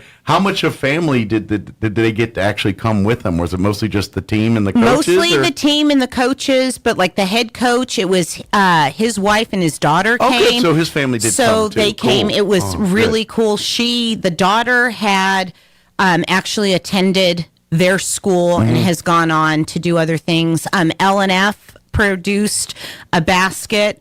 So the community really did step up both ways for the baskets and for the bags. Yeah, meeting some of the staff, real nice people and good people. Matter of fact, I would say their coach, he's a Hall of Famer as well. Just of course, Coach Fortner just got inducted into that Hall of Fame. Well, coach of Lackawanna was he's also a Hall of Famer. I think he's like their first coach of that program. Like I feel like I thought I heard him say like the 30 years that's been around, he's been like the coach for almost all of them. So it was awesome. And all those kids were wonderful. We were able to go to the banquet that Nimi hosted for all the players. And that's where we passed out the baskets to all the wives. And they were all very, very thankful for being thought of, because a lot of times they don't get the recognition of, hey, honey, I'll see you in 6 months. Go do what you need to go do. Yeah. So it was really neat to really get to spend time with those ladies. Yeah, and absolutely. see, the behind the scenes to the coaches on both teams. And of course, being that Nimi was one of the teams, I know some of those people a little bit more, but the Scranton team was fantastic. Yeah. And a lot of those kids it was their first time ever on an airplane. Really? And so getting the stories of, you and I, or if you've ever been in an airport even just once, you say, okay, you've got to go through TSA, you got to go to your gate. Well, if you've never been to an airport, what do those things mean? Gate? Right. What do you mean I have to go to a gate? No, that just means you got to go to the area where you're going to get on. And explaining to these kids that have never gone through the airport, you've got to take off your shoes, you've got to take off all your, your electronics, put them out, this is how you do things. And so think about getting 80 to 100 kids through an airport in a timely manner. Sure. Not to mention, if I remember right, they had to get to Roswell, they had a couple connecting flights and then bus down from Albuquerque, if I remember hearing right. So yeah, they had a lot of planes, trains, and automobiles type trek to get here. And but it was a great game to boot. I mean, Nimi pulled off the victory in the end there, but what was it, 28-26 or something was the final? It was it was a close. It was fun, a good close game the whole time. Was, so next year, the same weekend. Next year, we don't know what the dates are exactly, but it'll be that same weekend. Roughly first weekend of December. Correct. Right around that come time out, frame. be planning right now that you're going to go to the Wool Bowl game for next year. They're bringing it back as a tradition again. I think, was it 1980 or whatever the last one was? From the 60s to the 80s, roughly. Yeah. And it was the longest playing junior college bowl game in history at that point. And so we're trying to restart. I have something to do with it.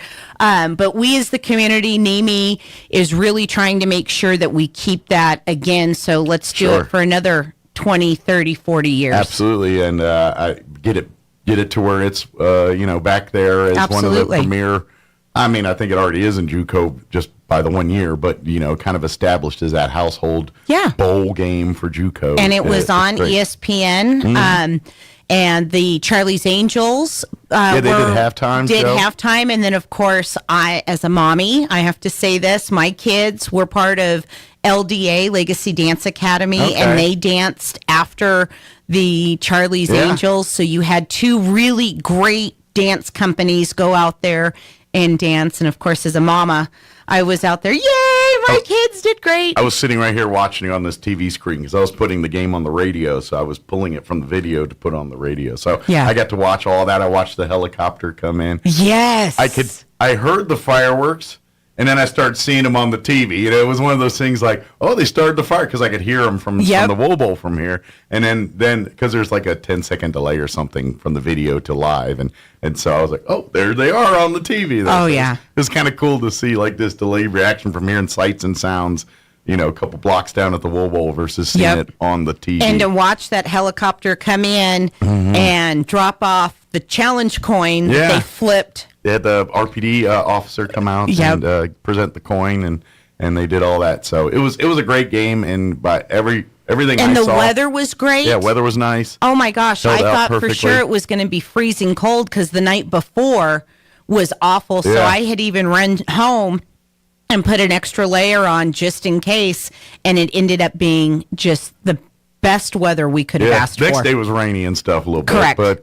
But Friday was nice. Friday was perfect. Well, good. So look for the Wool Bowl. Absolutely. 2023, roughly around that first part of December. And anybody that wants to help contribute, we as the chamber will definitely be helping out doing a lot of those same activities and figuring out how we can help out more.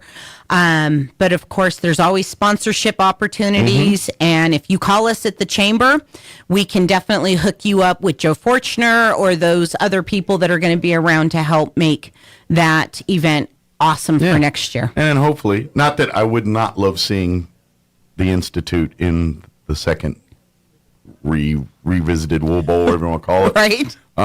I would love to see them there, but I'm sure they'd rather be playing for national championship. So hopefully they're not in that bowl game because they're playing in the championship game. But if that doesn't happen, we'd love to see them back we here love at the them Wool Bowl. to death, and congratulations to them. Of course, they have to earn it. You just can't get in free. Yeah, you don't just walk in. They have to earn it, so they'd have to earn it. But I would like to say they're playing for absolutely trying for that national championship. So come out and come see us. But yes, it was fantastic, and I'm so excited to say that it was a great event. And of course, the light parade was that same evening.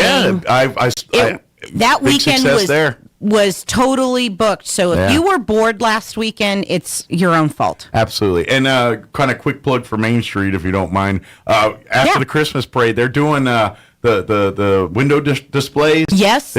They're taking pictures and voting for their favorite on the So Main go onto Street their Facebook page and look at your favorite window display and vote, because that's so a now big that deal. you've seen them stuff, vote so they can determine a winner there. Yes. And I think you got a few days to vote on that. so. And then get those turned in. So Yeah. just want a quick plug. And then don't forget, like and follow the Roswell Chamber on Facebook. Please. That is And Instagram. And Instagram, the two main social media platforms. Correct. We have other ones that we're finding every day. Yeah. I found out the other day, we've got not one, but two Twitter Wow. for the chamber. And I was like, I didn't even know. So now having to figure out what the login and password is.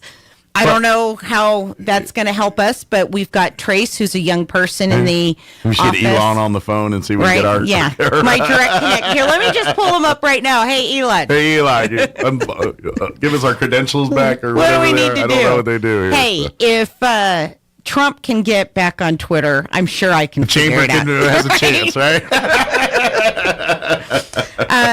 We do have a business after hours next week.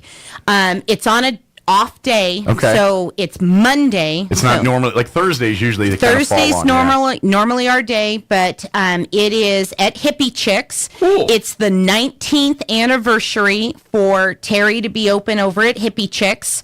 So we're doing our business after hours next week on Monday, the 17th or the 12th. Oh my gosh. Is that the actual like date that she did 19 years, or is that just a convenient That's date? the date she gave us, and Okay. I said, we'll do it. I know that was a convenient date, or that was the actual official start date. I did not ask her that question, find but I out. want to say it is because Okay. if I can remember in years past, it tends to be right around Gotcha. the 12th. So I think so. Well, you're going to be in that store anyway because it's Christmas season. So once again, and- go Christmas shopping. She's got some awesome Christmas items in there. and not just for women, by the way. Correct. I mean, it is women centric, and if you're looking for gifts for women, they got you covered. But there are some things for the fellas in there too that will equally get an ooh and ah out of guys. Yes, and So, she's got another little boutique in there that does etching, glass etching, and stuff like that. Yeah. So go check them out and of as course well. you got weddings or quinceañeras planned in early Yeah, if you 2023. need a tux, come on. Yeah, and then prom season's right after that. That's so go right. see her during that So time. that's Monday, 5 to 7 at Hippie Chicks. Okay. 802 South Main. You can't miss them. She's got that big green Volkswagen Bug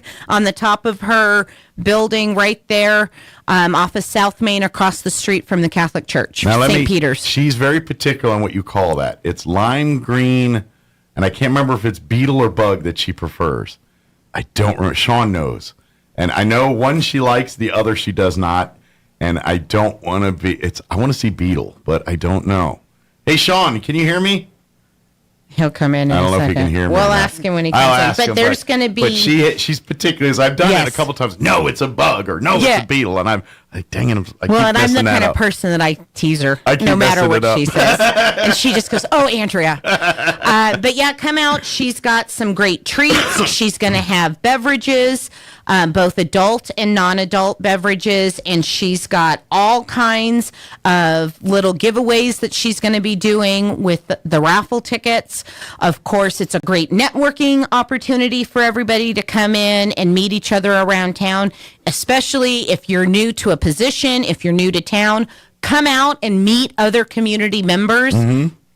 And of course, if not, the really big thing is come see Hippie Chicks and all the wonderful things. I was in there just the other day, and I always have to go right after I get paid because probably a bad idea. It probably is. It's like I never have money at the end of my pay period. That's exactly. I always leave with a bag full of goodies because there's always something that I'm like, oh my gosh, this is so super cute. I got to get this. This is stinking cute. How can you? And she's got a Facebook page that she posts all of her stuff. I'm definitely one of those people that's like, oh, if you have my size in that, put it aside. I'll come pick it up.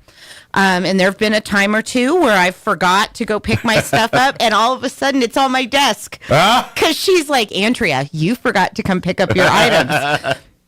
Because we all get busy, but she can only hold it for so long. She got inventory Absolutely. she's got to make room for. So go. And she's got dance items. So if you got kids in dance, she does ballet shoes. She's got jazz shoes and Irish shoes. Okay. I think, but she can pretty So much like river dancing. Are those shoes for Irish shoes? Is there river dance kind of, shoes? yeah. Okay. And of course the two.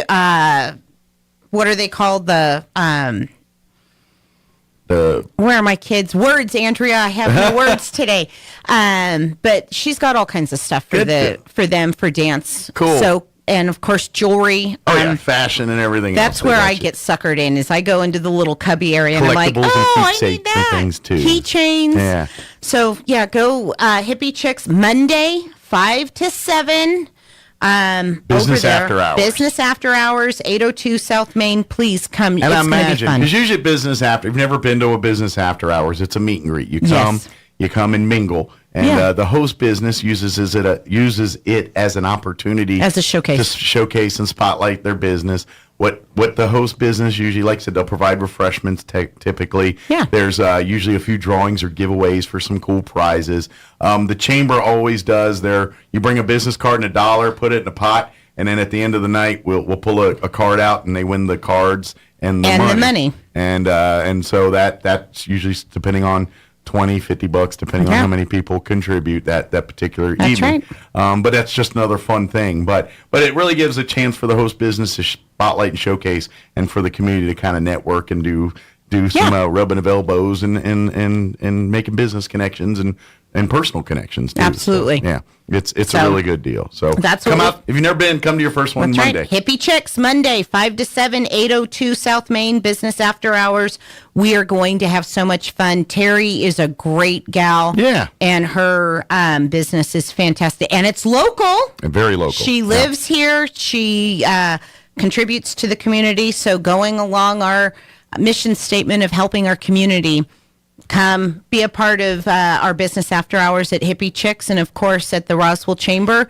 Anything that you think that we can do to help you, if I can do it, the answer is yes. Absolutely. Or I'll figure it out. Absolutely. I just saw the time. I know, I did too. I was All right. Well, thank you, Andrea. Well, Appreciate thanks for it. having me, as and always. If you need any questions, don't hesitate. What's the chamber phone number? 623-5695. And, of course, check out the new website. Yes. Lots of good stuff. Lots of good content. We just updated some stuff yesterday, as a matter of fact. It's RoswellNM.org. .org. No dashes, no nothing. Correct. RoswellNM.org. Because you'll end up at the city website, nm.roswellnm.org. I make the same mistake all the time, too. I have to think about it. So, very good. Well, thank you, Andrew. Thank you. We'll see you next time. All right. It is 7:57.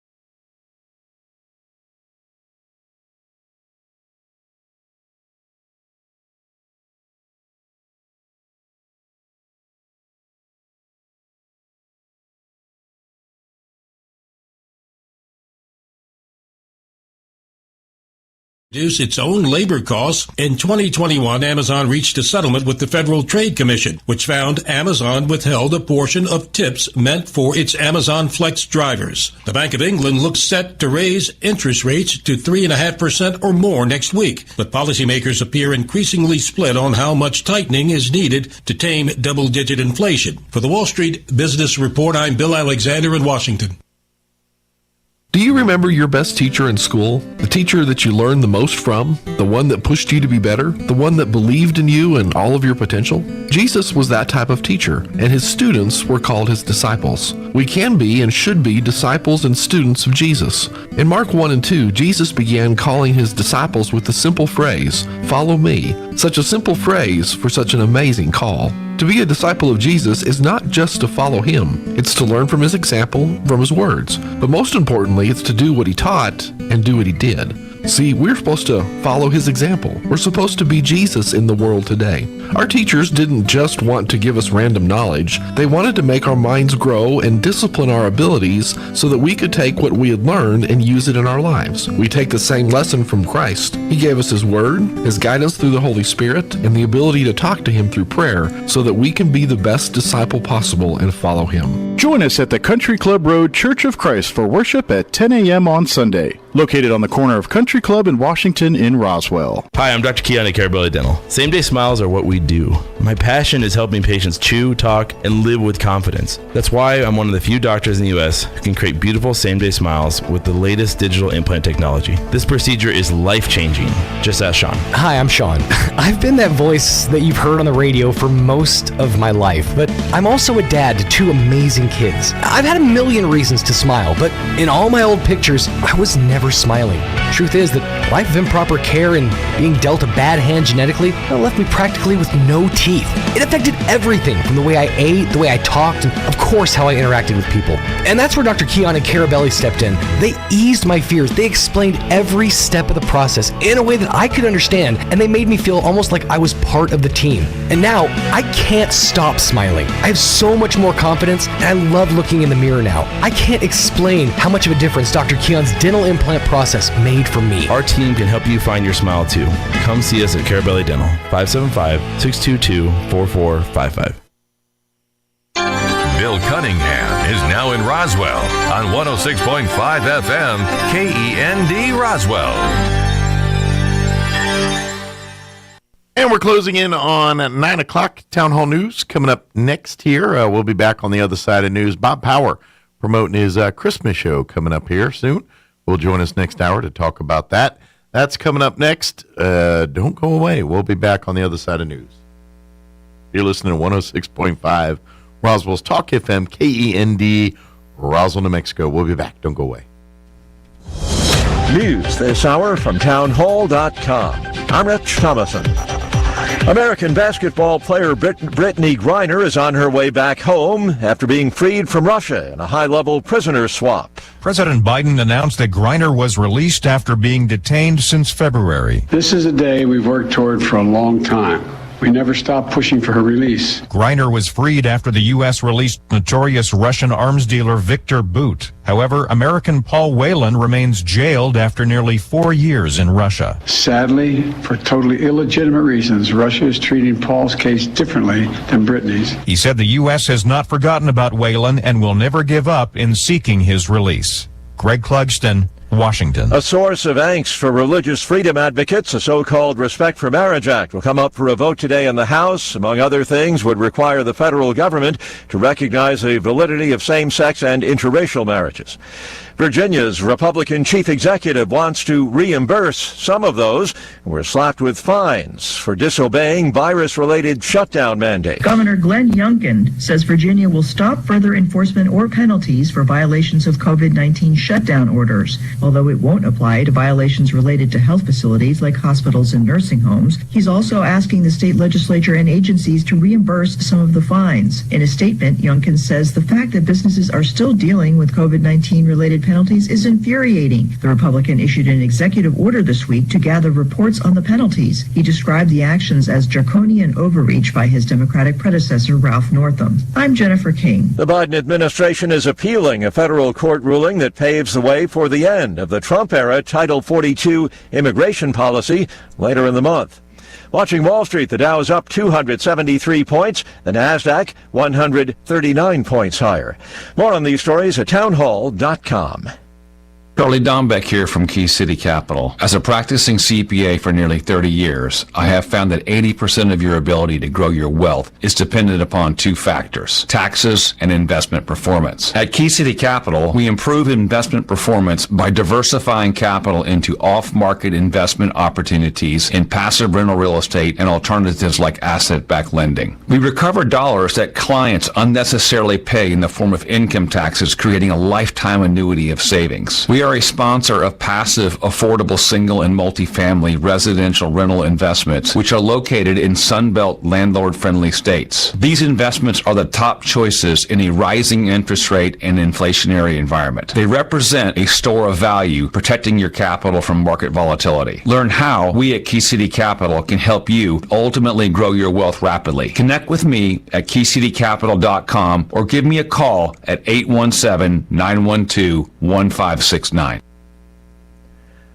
The Peruvian prosecutor's office says country's ousted left-wing president is under arrest, charged with rebellion and conspiracy. Most people have got used to this kind of political turmoil in Peru. I mean, Pedro Castillo has been the 5th president they've had in 5 years. So I would say average Peruvians are learning that the country runs no matter what happens between Congress and the government. There have been some clashes between police and Castillo supporters here in Lima. We also heard of people queuing in supermarkets in some places. But I would say it seems that most people are just trying to carry on with their lives and trying to live their lives away from the political crisis. The BBC's Guillermo Orma reporting from Lima. Iran says it's executed a prisoner who was convicted for a crime allegedly committed during the country's ongoing nationwide protests, the first such death penalty carried out by Tehran. Townhall.com. A huge online retailer is being hauled into court by Washington's top prosecutor. The D.C. Attorney General is suing Amazon and its Amazon Logistics subsidiary, alleging the biggest online retailer withheld tips from delivery drivers. Washington Attorney General Carl Racine said the company tricked consumers into thinking they were increasing drivers' compensation when Amazon was actually diverting tips to reduce its own labor costs and increase profits. Racine is seeking penalties for misleading consumers and delivery drivers. In 2021, Amazon reached a settlement with the Federal Trade Commission, which found Amazon withheld a portion of its tips meant for its Amazon Flex drivers. The company agreed to pay $61.7 million to compensate the drivers. I'm Bill Alexander in Washington. Repairs to a couple of electric substations damaged by gunfire last weekend in Moore County, North Carolina have been completed. The lights back on. More on these stories, townhall.com.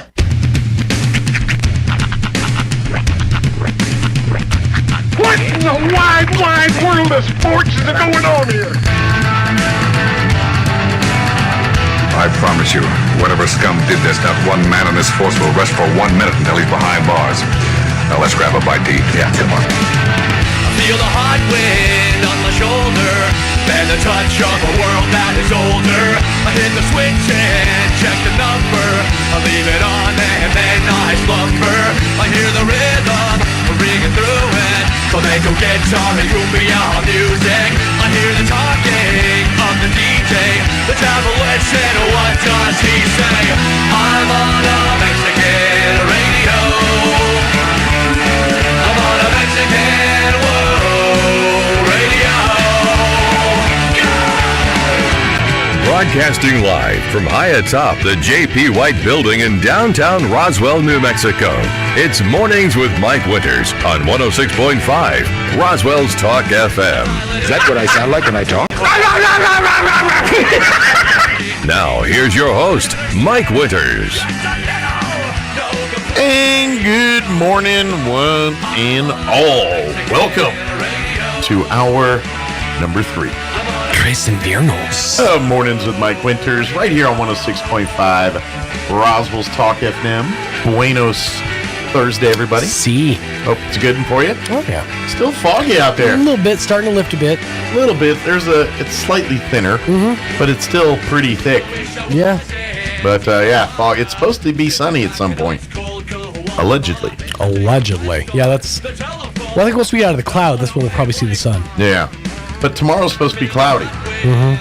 So, put that in your book. We don't know what's going on, man.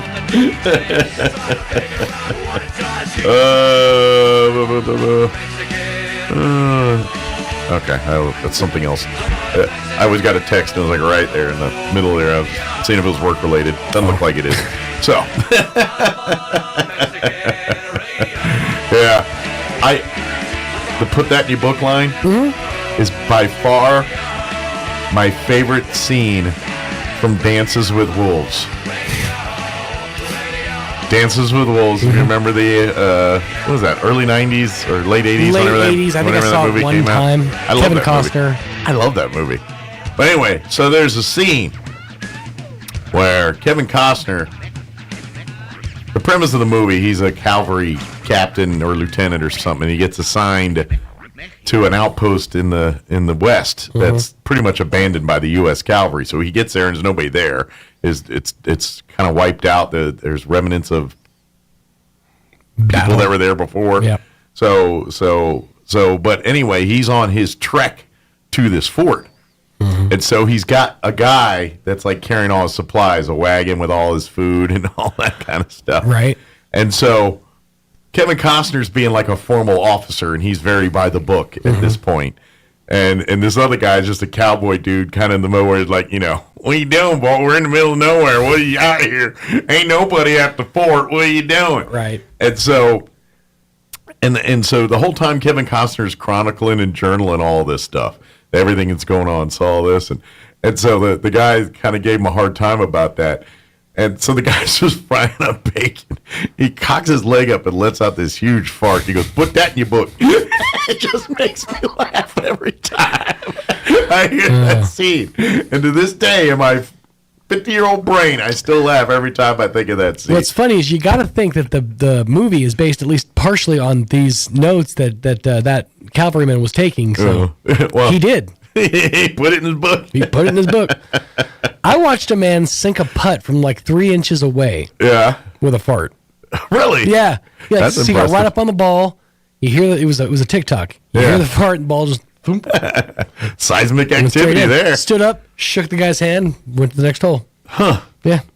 Hey. So golfers out there, if you're looking for a quick tip, if you're just inches away from knocking it in, you could tap it or let God's air do the job. Yeah. Is that considered an act of God if it goes in that way? Do you still get the stroke?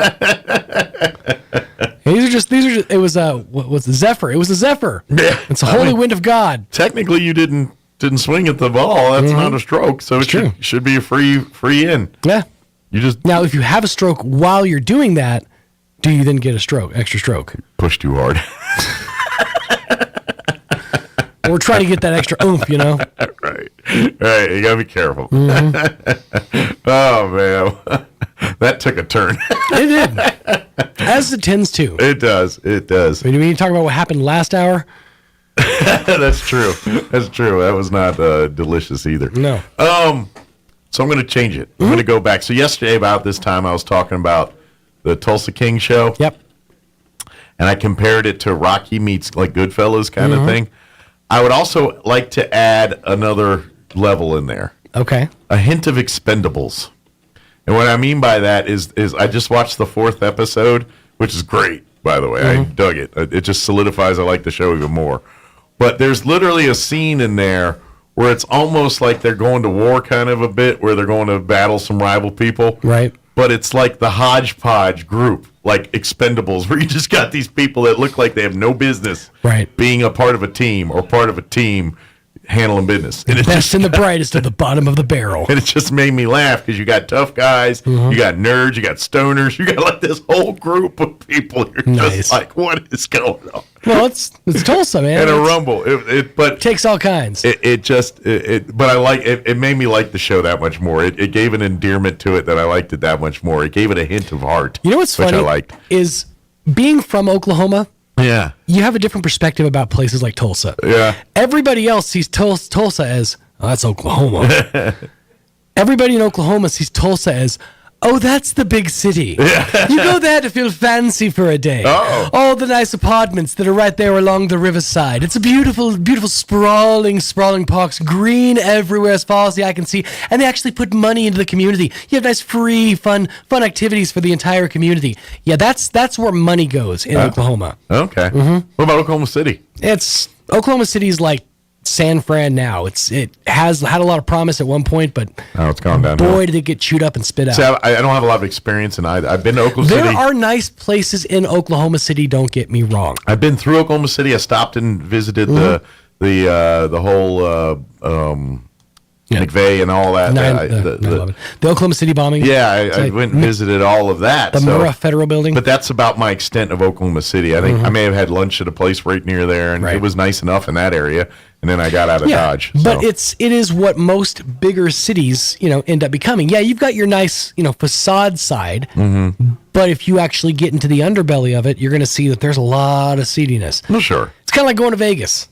Or D.C. Or D.C., sure. Yeah. You can go to the Strip, but if you get over near Fremont, that's when you're going to start seeing shirtless crackheads. Every city's like it. And to be honest, Memphis, like where Graceland is at, in all fairness, is probably not the best part of town. Like if you drive around Graceland, there's a lot of liquor stores and old, places like that around it. And then there's this sprawling spot that is Graceland, right in the middle of it. The one spot that hasn't been gentrified. Yeah. It's kind of Memphis reminded me of that a little bit. Now, granted, that was my extent of Memphis. I was there, did that, and I moved on up the interstate there. So, but DC is very much like growing up in that area. It's very much that, you got the mall. Where everyone goes and hangs out and sees all the historic buildings and things like that.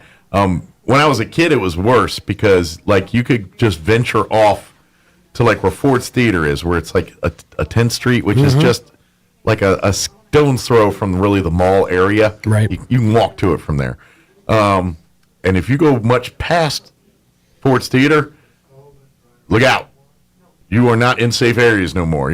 But that's kind of changed because that used to be it was like a bad part, and then it was also the edge of what was called Chinatown there. And then here in the early 2000s, they revitalized it and they built. Matter of fact, the Capitals and the Wizards, they used to play in Landover, Maryland. They moved them there into D.C. They built the arena where they now play right there. And so once that happened, it kind of turned that little neighborhood. Injected some money into the area. Now, that being area. said, you go a neighborhood past that, and you're back to way it used to be over there. But there are, like, just a pro tip, if you ever go visit Washington, D.C., which every American should, it's a beautiful city, mostly. Although lately I see other pictures of all the COVID. But anyway, just avoid Anacostia and Southeast D.C. If someone says go Southeast D.C., you do not go there. That That's area not for you. Southeast DC is the bad part of town. You want to go up to Adams Morgan, Northeast, where all the congressmen live and all the zoo is and all that. Great. If you want to be in the mall, all that, great. But Southeast, not so good. I'll be honest. The one time I went to DC, I thought it was kind of overrated. Yeah. They said go to the mall. I went to the mall. I hit the Auntie Anne's. I visited the Spencer's. I visited the Levi outlet shop. Hey, this isn't our mall. I think that's what they call it, the mall. It's a very disappointing mall. Yeah. I think I was going to hit up the Hot Topic. Well, you could have hung out and gone to the Iverson Mall down in PG County there. That was an adventure. The Iverson Mall? Uh-huh. Is it Allen Iverson? No. Okay. Different Iverson. You just had some money invested in a DC area mall. Unless they've revamped it in the last 10 years, that mall, not safe. There's a few of those. It's funny. You go to like let's not go to that mall. Let's go to the good mall. Like that mall is a stone's throw away from being one of those videos where they just show abandoned malls that are still malls. I don't know why. I am so fascinated by those. Where it's like you guys are keeping a 300,000 square foot building open because there's a shoes, etc. Like on the first floor. Yeah. Really. Really? And one of those... The dream has died. Well, and one of those malls was featured in that show was one I used to go to as a kid. Like, oh, really? Mom would take me there in my early school days for JCPenney shopping and all that. And it was kind of trash then, and now it's really trash. Here's a fun fact. I think I might maybe even mention this. The movie Observe and Report Yes. with Seth Rogen, was actually shot in Albuquerque at the Windrock Mall. Oh, really? Yeah, it was like right before they shut it down. They filmed it in that mall. So you can't go through that mall now because it's all boarded up and stuff. Yeah. But what's weird is they still have the strip mall that's like right in front of it open. So there's like 5 shops, and the whole rest of the parking lot just looks it's like an abandoned mall. But you can still kind of go through and see what that mall looked like if you watch Observe and Report. I wonder if Seth Rogen's still roaming the halls of that mall. Some say he still is. If you go there certain times at night, you listen closely, you can hear his horrible laugh. I always get that one and the Paul Blart's mixed up. Yeah, everyone does. Which one's the one where they're like hitting on the hot dog on a stick chick? was that I think that was Paul Blart. Okay, I can't remember. I got them confused. I can't remember which they both came out at like the exact same time. I know. Weird time for mall security guards. Yeah, it was Dante's Peak and Volcano all over again, or Wyatt Earp and Tombstone. You wait long enough, every career is going to have their moment in movie glory. Yeah, radio's had it. Every career out there is going to get their moment. Although radio's mostly been relegated to television. There's been a few radio movies, but we got a bigger shine in TV. Even gay steer ropers, they've had their moment in the cinematic sun. Saying everybody gets their moment. Hence the reason Paul Blart Mall Cop. Let me give you the rundown for this hour of the show. Yeah, the sequel where he was a... I was about to say, it was so good they made a second one. Where he was a cattle rancher up north. And who's the idiot? Them for making it, or me for seeing both of them and seeing Observer and all the things of which we make fun of? I've sat and watched. No. Who's the idiot now? We feed the beast. Yeah. I'm fully aware of that. All right. I sit through this. Like, that was dumb, but what do you want to do? Let's watch it again. So, yeah. Well, who do we deserve? We're going to get you up to date with the weather here in just a minute. And then... shortly thereafter, we're going to have Bob Power join us. He's got a Christmas show coming up that he wants to invite folks out and come out and be a part of and get you into the Christmas season. So we'll talk with Bob here in just a few, get all the information about that. Later on this hour, we'll get you up to date with the news of the local variety along with your Wall Street business update and whatever else we can come up with for this hour of the show. Before we do anything else, let's go ahead and take a gander at that weather. I'm meteorologist Steve Hamilton with your Pecos Valley weather. We have high pressure settling back into the southwestern states, so things look pretty good today. Maybe a few clouds early, but turning sunny this afternoon. Our high in the low to mid 60s. For the overnight hours, we'll be in the mid 30s and clear, and then pretty comfortable weather on Friday, sunshine, and our high stays right around 60. We'll be in the low 60s with sunshine both Saturday and Sunday. That's your latest forecast. I'm meteorologist Steve Hamilton. Thank you, Steve. Currently 43 degrees here in Roswell. Humidity right now at 97% because that fog just won't go away. It's supposed to go away. It has not yet. Winds are out of the north at 3 miles per hour.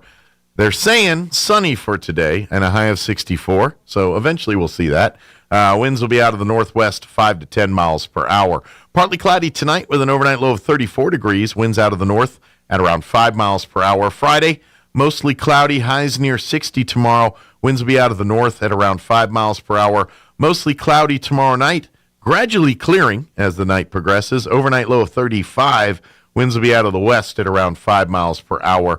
And then taking a glance at your weekend, sunny and 62 for you Saturday. Northwest winds at around 5 miles per hour. Sunny on Sunday as well. Highs expected to reach 64 degrees. All right, it is 20 minutes after 9 o'clock. We're going to take a 3-minute break, and then Bob Power will join us on the other side talking about his upcoming Christmas show. That's coming up next. Don't go away. Here to help you breathe easy. That's what you can expect from Artesia General Hospital's cardiopulmonary and respiratory therapy team, both literally and figuratively. From innovative treatments for lung cancer and COVID-19 to management for everyday breathing problems like asthma and bronchitis, our care for acute and chronic conditions is unmatched in Southeast New Mexico, and the compassion of our caregivers offers peace of mind with each visit. Get the help you need for chronic respiratory conditions. Call 575-748-3333 or visit artesiageneral.com/respiratory. If you need a Kubota that works and plays hard, stop looking. You'll find everything you need at Amigo Machinery. When it comes to tough Kubota tractors, mowers, construction equipment, and utility vehicles, all with low-rate financing, Amigo Machinery is your one-stop shop. We are passionately committed to providing our customers with the highest quality products, most innovative solutions, and services delivered with integrity and professionalism. Stop by Amigo Machinery in Roswell or see us online at amigo-machinery.com. Do you know what to do when you or a loved one has flu-like symptoms, chest pain, shortness of breath, or abdominal pain? Or where to go for a broken bone? Emergencies are never convenient, but when they happen, ask to be taken to Loveless Regional Hospital, where they have 24/7 emergency care, intensive care, and more. You can even be seen in about 30 minutes or less. When urgencies or emergencies happen, ask to be taken to Loveless Regional Hospital. Because minutes matter, and you have a choice. Do you remember your best teacher in school? The teacher that you learned the most from? The one that pushed you to be better? The one that believed in you and all of your potential? Jesus was that type of teacher, and his students were called his disciples. We can be and should be disciples and students of Jesus. In Mark 1 and 2, Jesus began calling his disciples with the simple phrase, "Follow me." Such a simple phrase for such an amazing call. To be a disciple of Jesus is not just to follow him. It's to learn from his example, from his words. But most importantly, it's to do what he taught and do what he did. See, we're supposed to follow his example. We're supposed to be Jesus in the world today. Our teachers didn't just want to give us random knowledge. They wanted to make our minds grow and discipline our abilities so that we could take what we had learned and use it in our lives. We take the same lesson from Christ. He gave us his word, his guidance through the Holy Spirit, and the ability to talk to him through prayer so that we can be the best disciple possible and follow him. Join us at the Country Club Road Church of Christ for worship at 10 a.m. on Sunday. Located on the corner of Country Club and Washington in Roswell. The 2022 basketball season is underway for your Roswell Coyotes and Goddard Rockets, and the place to go to catch all of it is KSVPTV.com. Goddard, a little pressure here in the half court, and they force the turnover. Great job. Head for KSVPTV.com and click on the Roswell Coyotes or Goddard Rockets tab to see it all. KSVPTV.com, Southeastern New Mexico's sports authority, then, now, and always. Mulan has the highest kill count of any Disney character. When asked for comment, Buzz Lightyear responded, "To infinity and beyond." Here's Mike Winters. And good morning. It is 24 minutes after 9 o'clock, and joining us in studio this morning, Bob Power back with us. Good morning, Bob. Good morning. How's life treating you this morning? Just fantastic. Good deal. Good deal. How was, I don't think I've seen you since Thanksgiving. How was your Thanksgiving? Did you spend it with family, or were you busy helping others, or a combination thereof? I don't have any family here, but the lady I'm going with, her daughter invited me. Okay.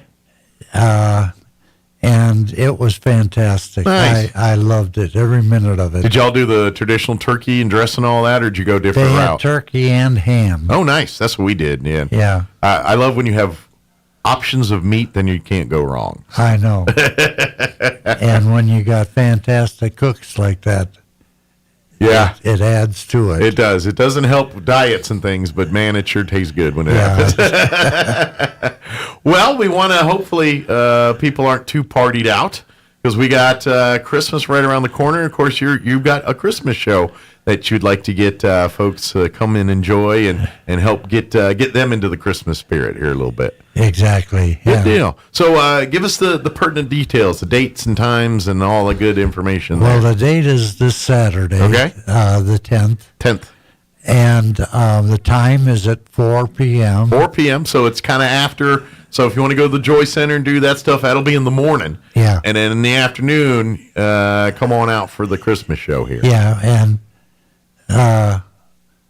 also what you mentioned, Bob Hazel's funeral is also happening. One of our Legionnaires and a great local guy. We lost him about a month ago, but they're having services for him and on the Saturday. honor guard. Yeah. But I've got some fantastic entertainment. Good deal. Yeah, to name a few, Sean Lee. Okay. Mary Gonzalez. Okay. And Dolores Walker. Okay, so some local celebs or local people a lot of folks know and love to come and see, sing and perform and hang out with too. And Billy Joe Montoya. Good deal. So it's this Saturday. Is it at Westminster Presbyterian Church or is it a different location? No, it's at the mall. It's going to be at the mall. Cool. The mall's hosting this one. Very good. Yeah. 4 p.m. and then will it be in the same spot as when you did your veterans ceremony there? The 9/11 ceremony. Yes, the 9/11. I'm sorry, that's the one I meant. They're right around the same time there. They got kind of lumped together in my head. It's the old Foot Locker. Yes. Okay. And it's one door north of the center of the mall. Very good. So it's right there in the middle, so you can park like anywhere in the middle there, and you can go right through and get right in. 4:00. Come out for live some entertainment, live music. I imagine there'll be a little bit of praise and worship too going on there. There will be because I think Santa Claus has taken over Christmas. All right. And people seem to forget the meaning of Christmas. You're right. We get so wrapped up in the commercial side of things, and don't get me wrong, it's not a bad thing that we use. We do celebrate in giving and in all that spirit, but at the end of the day, we must remember Christmas is all about the celebration of Christianity and the birth of Jesus, and really the birth of Christianity here. Yeah. Well, when I was a kid, I thought Santa Claus was fantastic. Yeah. And I think he's good for the kids. Absolutely. But when the kids grow older, they need nourishment. they need to forget about Santa Claus, right? Being number one, and put the right number one in the first place. Well, and I think that's part of our problem. Like when we talk about the holiday season and Christmas and all that, and yeah, it's for most of us, a celebrated time, a time of joy, a time of family, a time of giving. But for a lot of people, especially, once they're adults and at a point where it's not so exciting to have a bunch of toys under the tree for you, then you start hating Christmas, hating the obligations that seem to come about on the Christmas season. And I understand all that, but how you manage and mitigate through that is reminding yourself and understanding why we celebrate Christmas. And you know what? Every year you're not going to be able to get the best gift for everybody, or you may not get the best gift. None of that matters at the end of the day. We're celebrating God, and we're also using that to remind ourselves the power of God and the power that we can have to impact others by doing God's work here. And I think when you kind of shift your mindset to that style of what Christmas and talking about what you're talking about, singing and praise and worship and reminding us why this is such a special time of year.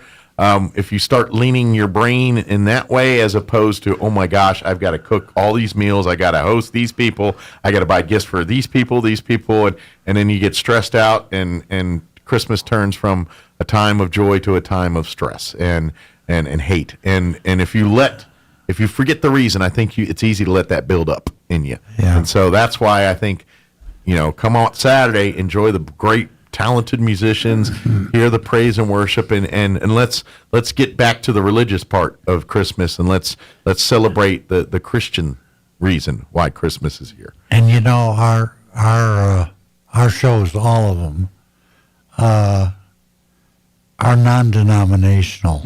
Mm-hmm.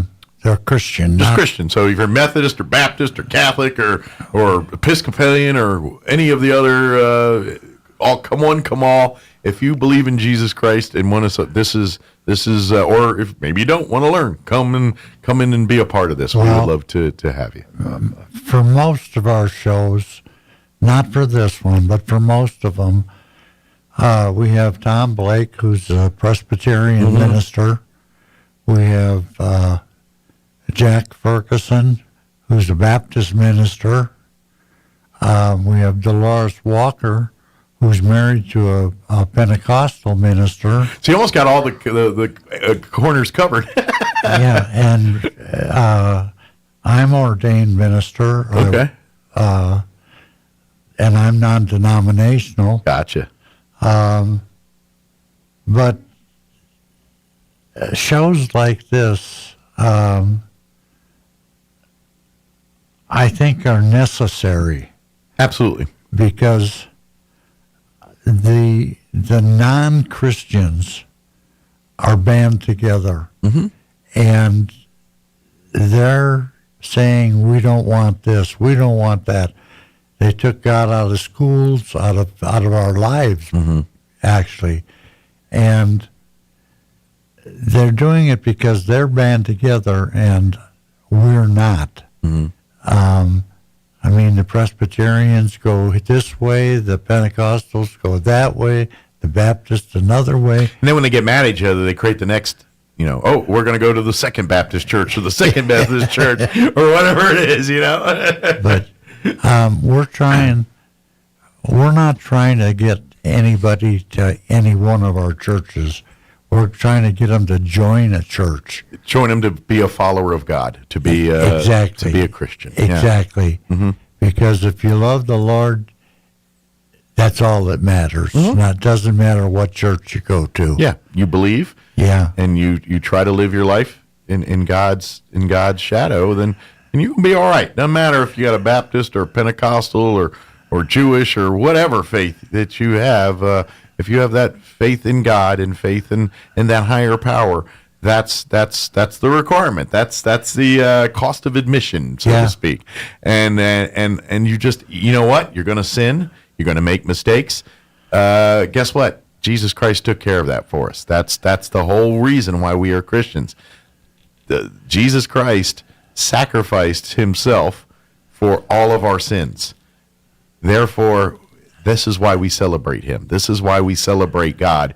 And this is the time here to remind everybody of that, to refocus your attentions, to say, okay, how did I do this year? All right, there's a few times I got off God's path here. I need to reevaluate and kind of and reassess how I do things a little bit. And now the anti-Christians are coming at this thing that Christmas is not Jesus' birthday. Well, yeah, we can get into historical dates and times a year and all of that stuff. And yes, there's pagan, all of that. You can get semantical if you want, but this is what we're believing. And you can go with dates and times and try to, rip apart, something, or do the thing that we all. It's faith. It's called faith. Well, it doesn't matter if he's born in June or December or whenever.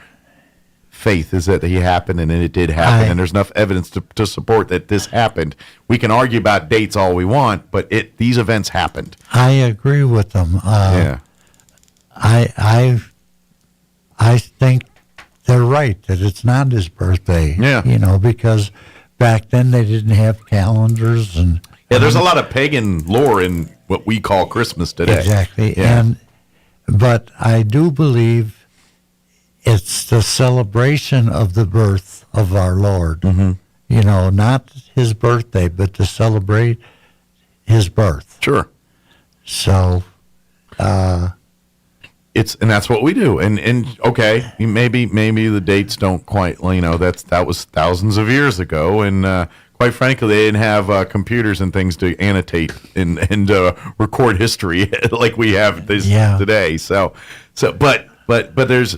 And to me, it's like, okay, you want to play that argument, fine, but you've seen the evidence, the Shroud of Turin, the various actual artifacts that prove that Jesus was a man on this earth and walked the earth and did the things he did. Yeah. There's enough of that evidence there to show you that, okay, so maybe he was born in June or wherever, as opposed to December 25th. That's you're the devil's. You're missing the point of the story by trying to hold semantics on one little date thing. You know what? There's a lot of, guess what?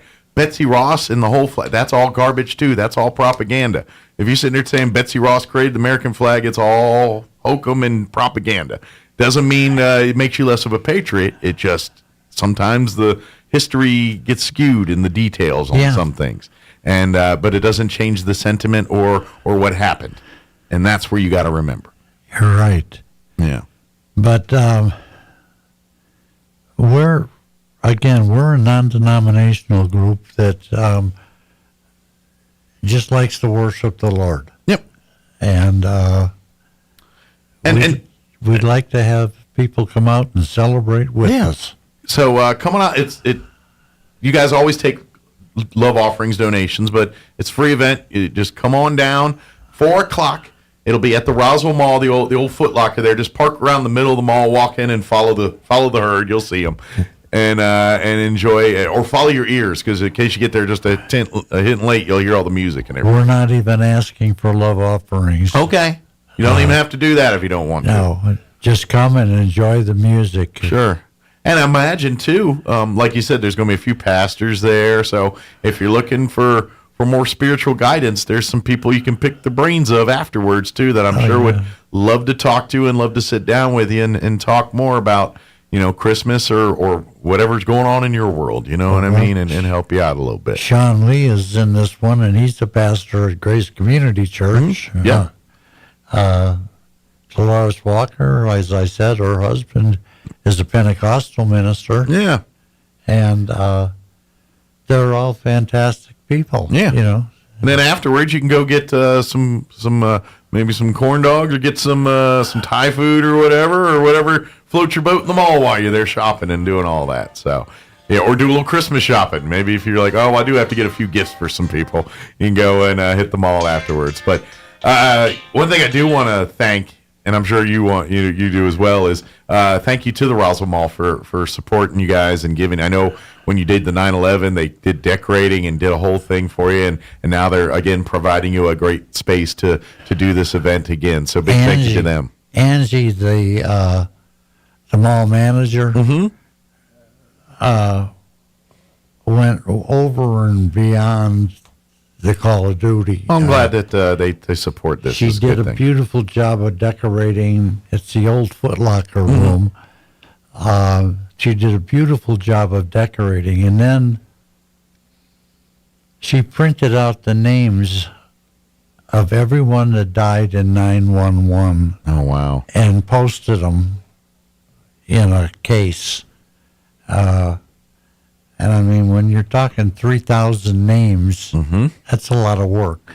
It is, but it also, to me, it's a great visual, because you can sit there and we can talk about it, but when then you see all these people, and then you look at this long list, you're like, every one of these people lost their lives on that day. Yeah, it's a real visual to help you wrap your head around the seriousness of that day when it's, as time goes and memories fade a little bit and some of the details get a little fuzzy, you see those lists of names, and that brings you right back home saying, no, this does not fade. This does not go away. So, yeah, I'm glad that they were stepping up and doing that, and very nice of them.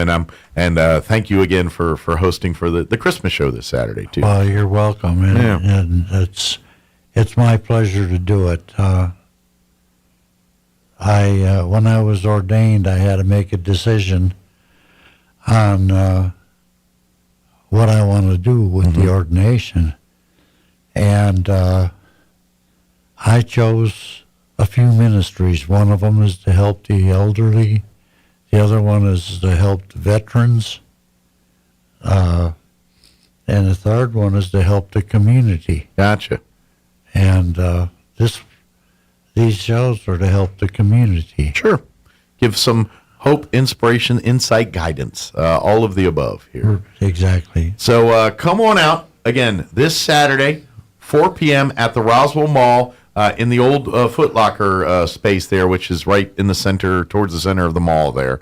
4 p.m., come on out. There are going to be some beautiful holiday gospel music, and of course, testimonial and praise and worship as well too. It's going to be a beautiful, completely free. All you need to do is bring yourself there. That's it. That's the only thing you got to do is come and enjoy. 4 o'clock there. Maybe get there a few minutes early if you want to shop or talk to some folks or hang out afterwards and be a part of it there too. But definitely take some time out of your day on Saturday to come out and be reminded of why we celebrate the Christmas season. So good deal.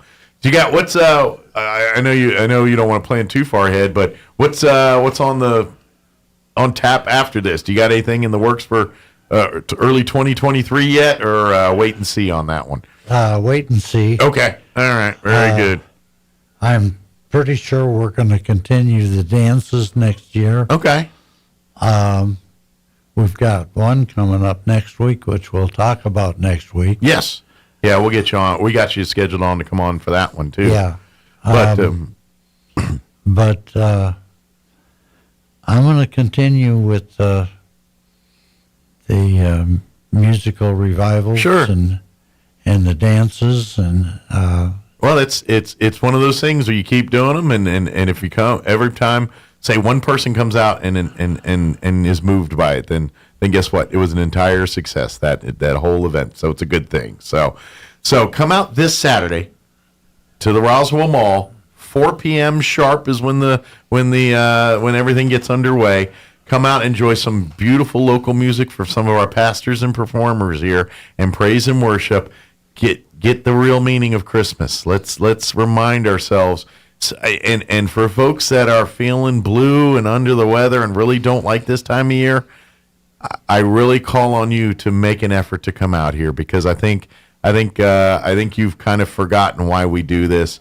And I think once you get reminded, your mindset might feel a little bit better, and you might feel a little bit happier about the time. So that's my suggestion to you. So. And my opinion is Sean Lee is the best in the state. There you go. You know, he's fantastic.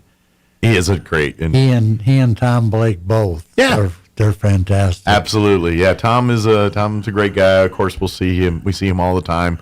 You know, in various roles as a pastor, as just a community member. So Mary great. Gonzalez, at one of our former shows, she was singing, and I had a smile on my face, and somebody was talking to me, and I wanted to talk back, and I couldn't. I could not get the smile off my face, and I could not talk to her. And that night I went to bed, and I had an experience that I'll never forget. Yeah? About 2 o'clock in the morning, and everybody says this was a dream, okay, but I think differently. I was awake. All right. I'm not sure, but they said there was a voice that said, the reason you couldn't stop smiling today is because the Holy Spirit didn't want you to. Hey, it sounds legit to me. And it was just I couldn't get to sleep after that, and I was awake all night. In the morning, or later in the morning, I called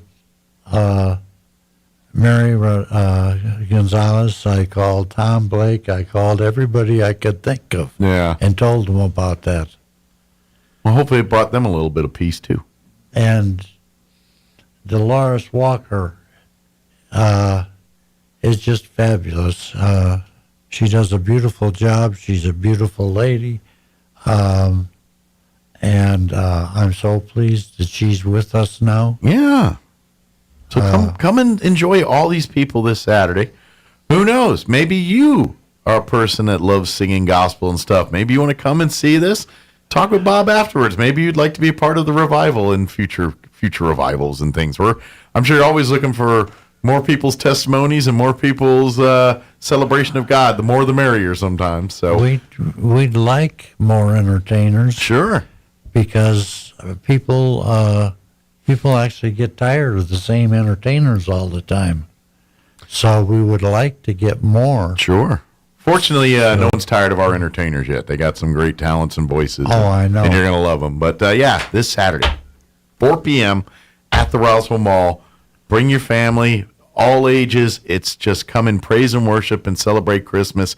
Beautiful music, beautiful message, all free, all fun, all warm and loving and entertaining. If you leave there in a bad mood, you didn't try hard enough. It's you're going to feel good by the time you leave. I guarantee it. So, exactly. Good deal. Well, we'll let you get to it. We appreciate the information as always, Bob, and we'll see you here next week. We'll talk a little bit more about boot scooting and we'll still always praise and worshiping, but we'll focus a little more on the dancing shoes and not the pastor shoes. I'm looking forward to it, Mike. Excellent. Thank you, Bob. Take care, and we'll see you next time. All right. Okay. Thank you. All right, it is 9:46. Let's go ahead and pause. Local news, Sean Hannity update. We also going to get you your Wall Street business update, quick break as well. Don't go away. You're listening to Mornings with Mike Winters. Now for your Pecos Valley News Update. I'm Jared Cirillo. This Saturday, the Roswell Museum will commemorate the first dedication of the museum that took place in December of 1937. Mayor Tim Jennings will lead the rededication ceremony beginning at 10 a.m. During the ceremony, a new work of art will be commissioned by the Roswell Museum and Art Center Foundation. The work will be unveiled. After the ceremony, guests are invited to celebrate the holidays with special events through 1 o'clock p.m., including a hot chocolate bar. There will also be a visit from the jolly old man himself to spread holiday joy. The New Mexico Court of Appeals has denied Eddy County's motion that appealed a May ruling blocking a potash mining company from around 20,000 acre-feet of water that the company claimed it could remove every year from the river. Intrepid is one of Carlsbad area's two main producers of potash, an ore used mostly in agricultural fertilizer and other products that predates oil and gas when it comes to industrial development in the region. You're up to date. I'm Jared Cirillo reporting. Turn up your radio. Here's the Sean Hannity Morning Minute. My admonition to the Republicans is whatever the Democrats are doing with early voting, whatever they're doing, you need to at least match what they're doing, preferably do it better than they're doing, and you better accept the fact that this resistance and this reluctance not to go along with the system you're stuck with is not working well for you. You have to accept that and pick the best candidates that you believe can win in the respective states that you're running in. Some states that are purple are not going to accept a gubernatorial candidate that's going to have a say on an issue as important as abortion that says there's going to be no exceptions for rape, incest, and the mother's life. I'm talking politically here. I'm not morally here. Understand the difference. Check out the Sean Hannity radio show later today, right here. All right, it's Christmas, it's the holiday season, and that means time for gift-giving, parties with your friends and family, and getting compliments everywhere you go. And, of course, looking your best thanks to Genucel. Linda, you're looking younger every time I see you. Oh, I wish everybody said that every day. And you know what? Now they will throughout the holidays because I go to Genucel.com. I obviously love my Cristal's microdermabrasion. I love all the hyaluronic acids and all of the creams. And the immediate effects is exactly what it says. It is immediate, and I love it. All right, from now until Christmas, Genucel's most popular package is 70% off when you go to Genucel.com/Sean, and you'll see those troubling forehead wrinkles, fine lines, skin redness, pesky bags and puffiness, and even that sagging jawline disappear right before your eyes with Genucel's most popular collection. And by the way, just go to their website. It's Genucel.com/Sean. Enter my name, special code Sean, for an additional 10% off your entire order. Order today, and it's instantly you'll be upgraded to express shipping. Genucel.com/Sean from our friends at Chamonix. I'm meteorologist Steve Hamilton with your Pecos Valley weather. We have high pressure settling back into the southwestern states, so things look pretty good today. Maybe a few clouds early, but turning sunny this afternoon. Our high in the low to mid-60s. For the overnight hours, we'll be in the mid-30s and clear, and then pretty comfortable weather on Friday, sunshine, and our high stays right around 60. We'll be in the low 60s with sunshine both Saturday and Sunday. That's your latest forecast. I'm meteorologist Steve Hamilton. With the Wall Street Business Report, I'm Rich Thomason. Slightly more Americans filed for jobless claims last week, but the labor market remains one of the stronger segments of the U.S. economy. Applications for unemployment benefits rose to 230,000, up 4,000 from the previous week. Frustrated at the slow pace of contract talks, hundreds of New York Times employees have launched a 24-hour walkout, the first strike of its kind at the paper in more than 40 years. The European Union's highest court, the European Court of Justice, has told Google it must delete search results about people in Europe if those individuals can prove that the information is clearly wrong. Setting aside its fears of higher interest rates and a deepening recession, Wall Street's benchmarks advanced at mid-morning, with the Nasdaq up more than 1%.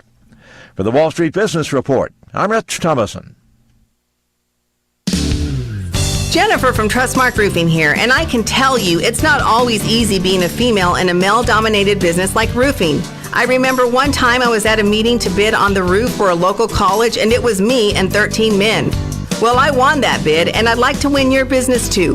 My dad was a contractor, and I've been around building and roofing my whole life. I'm licensed and bonded, and I've forgotten more about roofing than most roofers ever knew in the first place.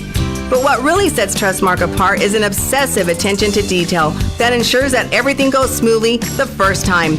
I promise we will treat you right with respect, and we will make you happy. So yeah, it might be a bit odd for a woman to own a roofing company, but give us a try. Let us give you an estimate for your roof. I think you'll be glad you called. For all your roofing needs, call us at 575-755-ROOF or find us online at TrustmarkRoofPros.com. Trustmark Roofing, we put people first. Do you remember your best teacher in school? The teacher that you learned the most from? The one that pushed you to be better? The one that believed in you and all of your potential? Jesus was that type of teacher, and his students were called his disciples. We can be and should be disciples and students of Jesus. In Mark 1 and 2, Jesus began calling his disciples with the simple phrase, "Follow me." Such a simple phrase for such an amazing call. To be a disciple of Jesus is not just to follow him. It's to learn from his example, from his words. But most importantly, it's to do what he taught and do what he did. See, we're supposed to follow his example. We're supposed to be Jesus in the world today. Our teachers didn't just want to give us random knowledge. They wanted to make our minds grow and discipline our abilities so that we could take what we had learned and use it in our lives. We take the same lesson from Christ. He gave us his word, his guidance through the Holy Spirit, and the ability to talk to him through prayer so that we can be the best disciple possible and follow him. Join us at the Country Club Road Church of Christ for worship at 10 a.m. on Sunday, located on the corner of Country Club and Washington in Roswell. Central Valley Electric is continually learning and advancing technology that improves electric service, reliability, and safety, and in turn enhancing the quality of life for members that we serve in our local communities. CVE offers an account management program called Smart Hub that allows members to track their usage, set up convenient pay methods, and the ability to manage their energy use with smart technologies. A secure system such as Smart Hub is an easy tool to use. To sign up, visit cvecoop.org and click Smart Hub to get started. Roswell Skin Center and Dr. Committee are here to provide what you need for cosmetic dermatology, offering facials, peels, Botox, filler, and laser. Dr. Committee at Roswell Skin Center invites you to become a VIP member. Receive $50 off your first treatment. Sign up for rewards at roswellskin.com. So you think drinking alcohol can't hurt you? It'll mess you up big time. Say adios to large chunks of your brain. Major damage is already being done. Other parts of your body are getting wrecked too. Forget about sports, forget about school, forget about doing much of anything. Underage drinking freaks out your body, messes up your life. Sponsored by the NMDOT. Your fingernails grow faster on your dominant hand. Not sure which is your dominant hand? Just wait. You'll nail it. Here's Mike Winters. And good morning. It is 55 minutes after 9 o'clock. Got a few minutes here before we wrap up today's show. I know we got a lot going on Saturday. Of course, we were just talking with Bob Power about the big Christmas show out at the mall at 4 o'clock. Don't forget, y'all can hang out. Everybody can hang out. I don't care. Y'all do you, man. Y'all do you. Have fun. But Roswell Joy Center will be having their annual Christmas breakfast on Saturday. That's where they do Christmas with the breakfast with Santa. They do some shopping. They'll have like a vendor booth and things, and it's a major fundraising event and pretty good breakfast from the Joy Center, too. But it'll be this Saturday. It's the 10th from 8 to 10 at the Joy Center, 1822 North Montana. Tickets are $10.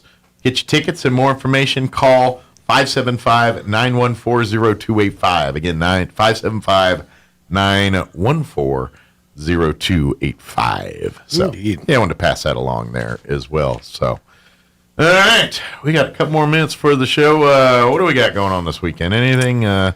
I know you're going to be at Honda. Yeah, we're going to be at Nissan. Oh, Roswell Nissan, I this apologize, weekend, yep. on Saturday. It's going to be noon to 3. We'll be out there. Santa's coming, so come on out. Yeah, he'll be out there in full force.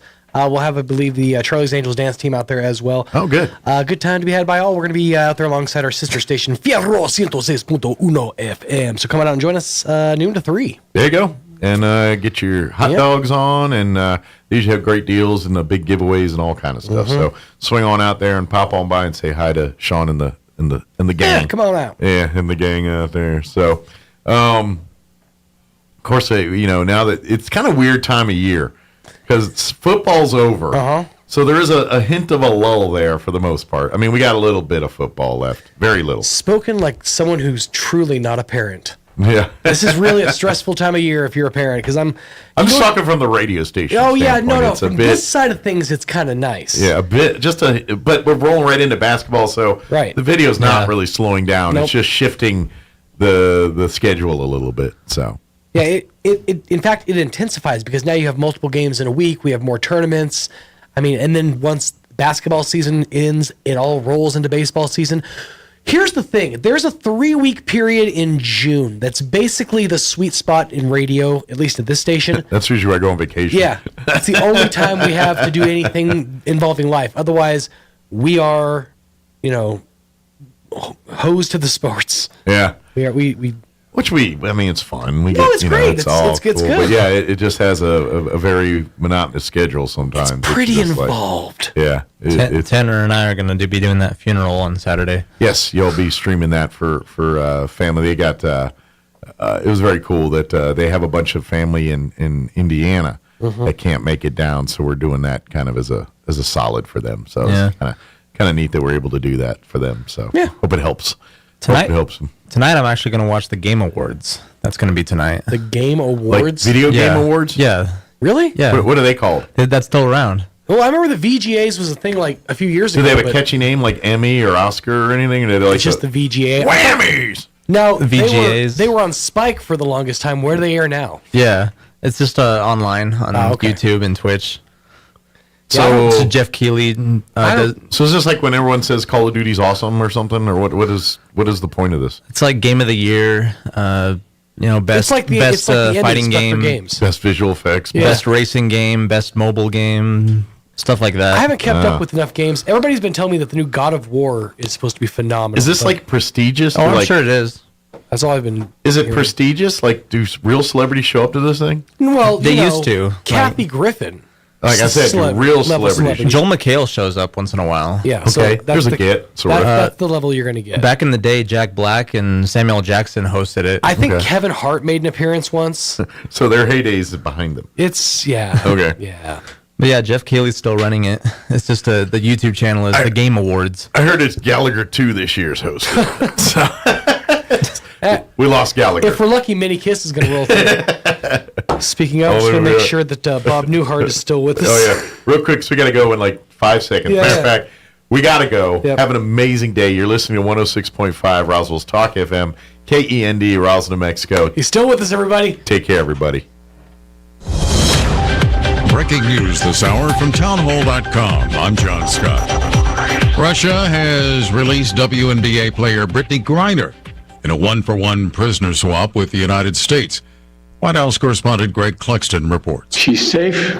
She's on a plane. She's on her way home. Announcing Griner's release, President Biden thanked American officials for their hard work. Griner was freed from a Russian prison in exchange for a notorious Russian arms dealer. The president said efforts continue to bring American Paul Whelan home. And while we have not yet succeeded in securing Paul's release, we are not giving up. We will never give up. Whelan has been jailed in Russia since December 2018 on espionage charges that the U.S. government has said are baseless. Greg Clugston, Washington. Also at townhall.com, Pennsylvania authorities say 2 firefighters have died responding to a blaze in a house.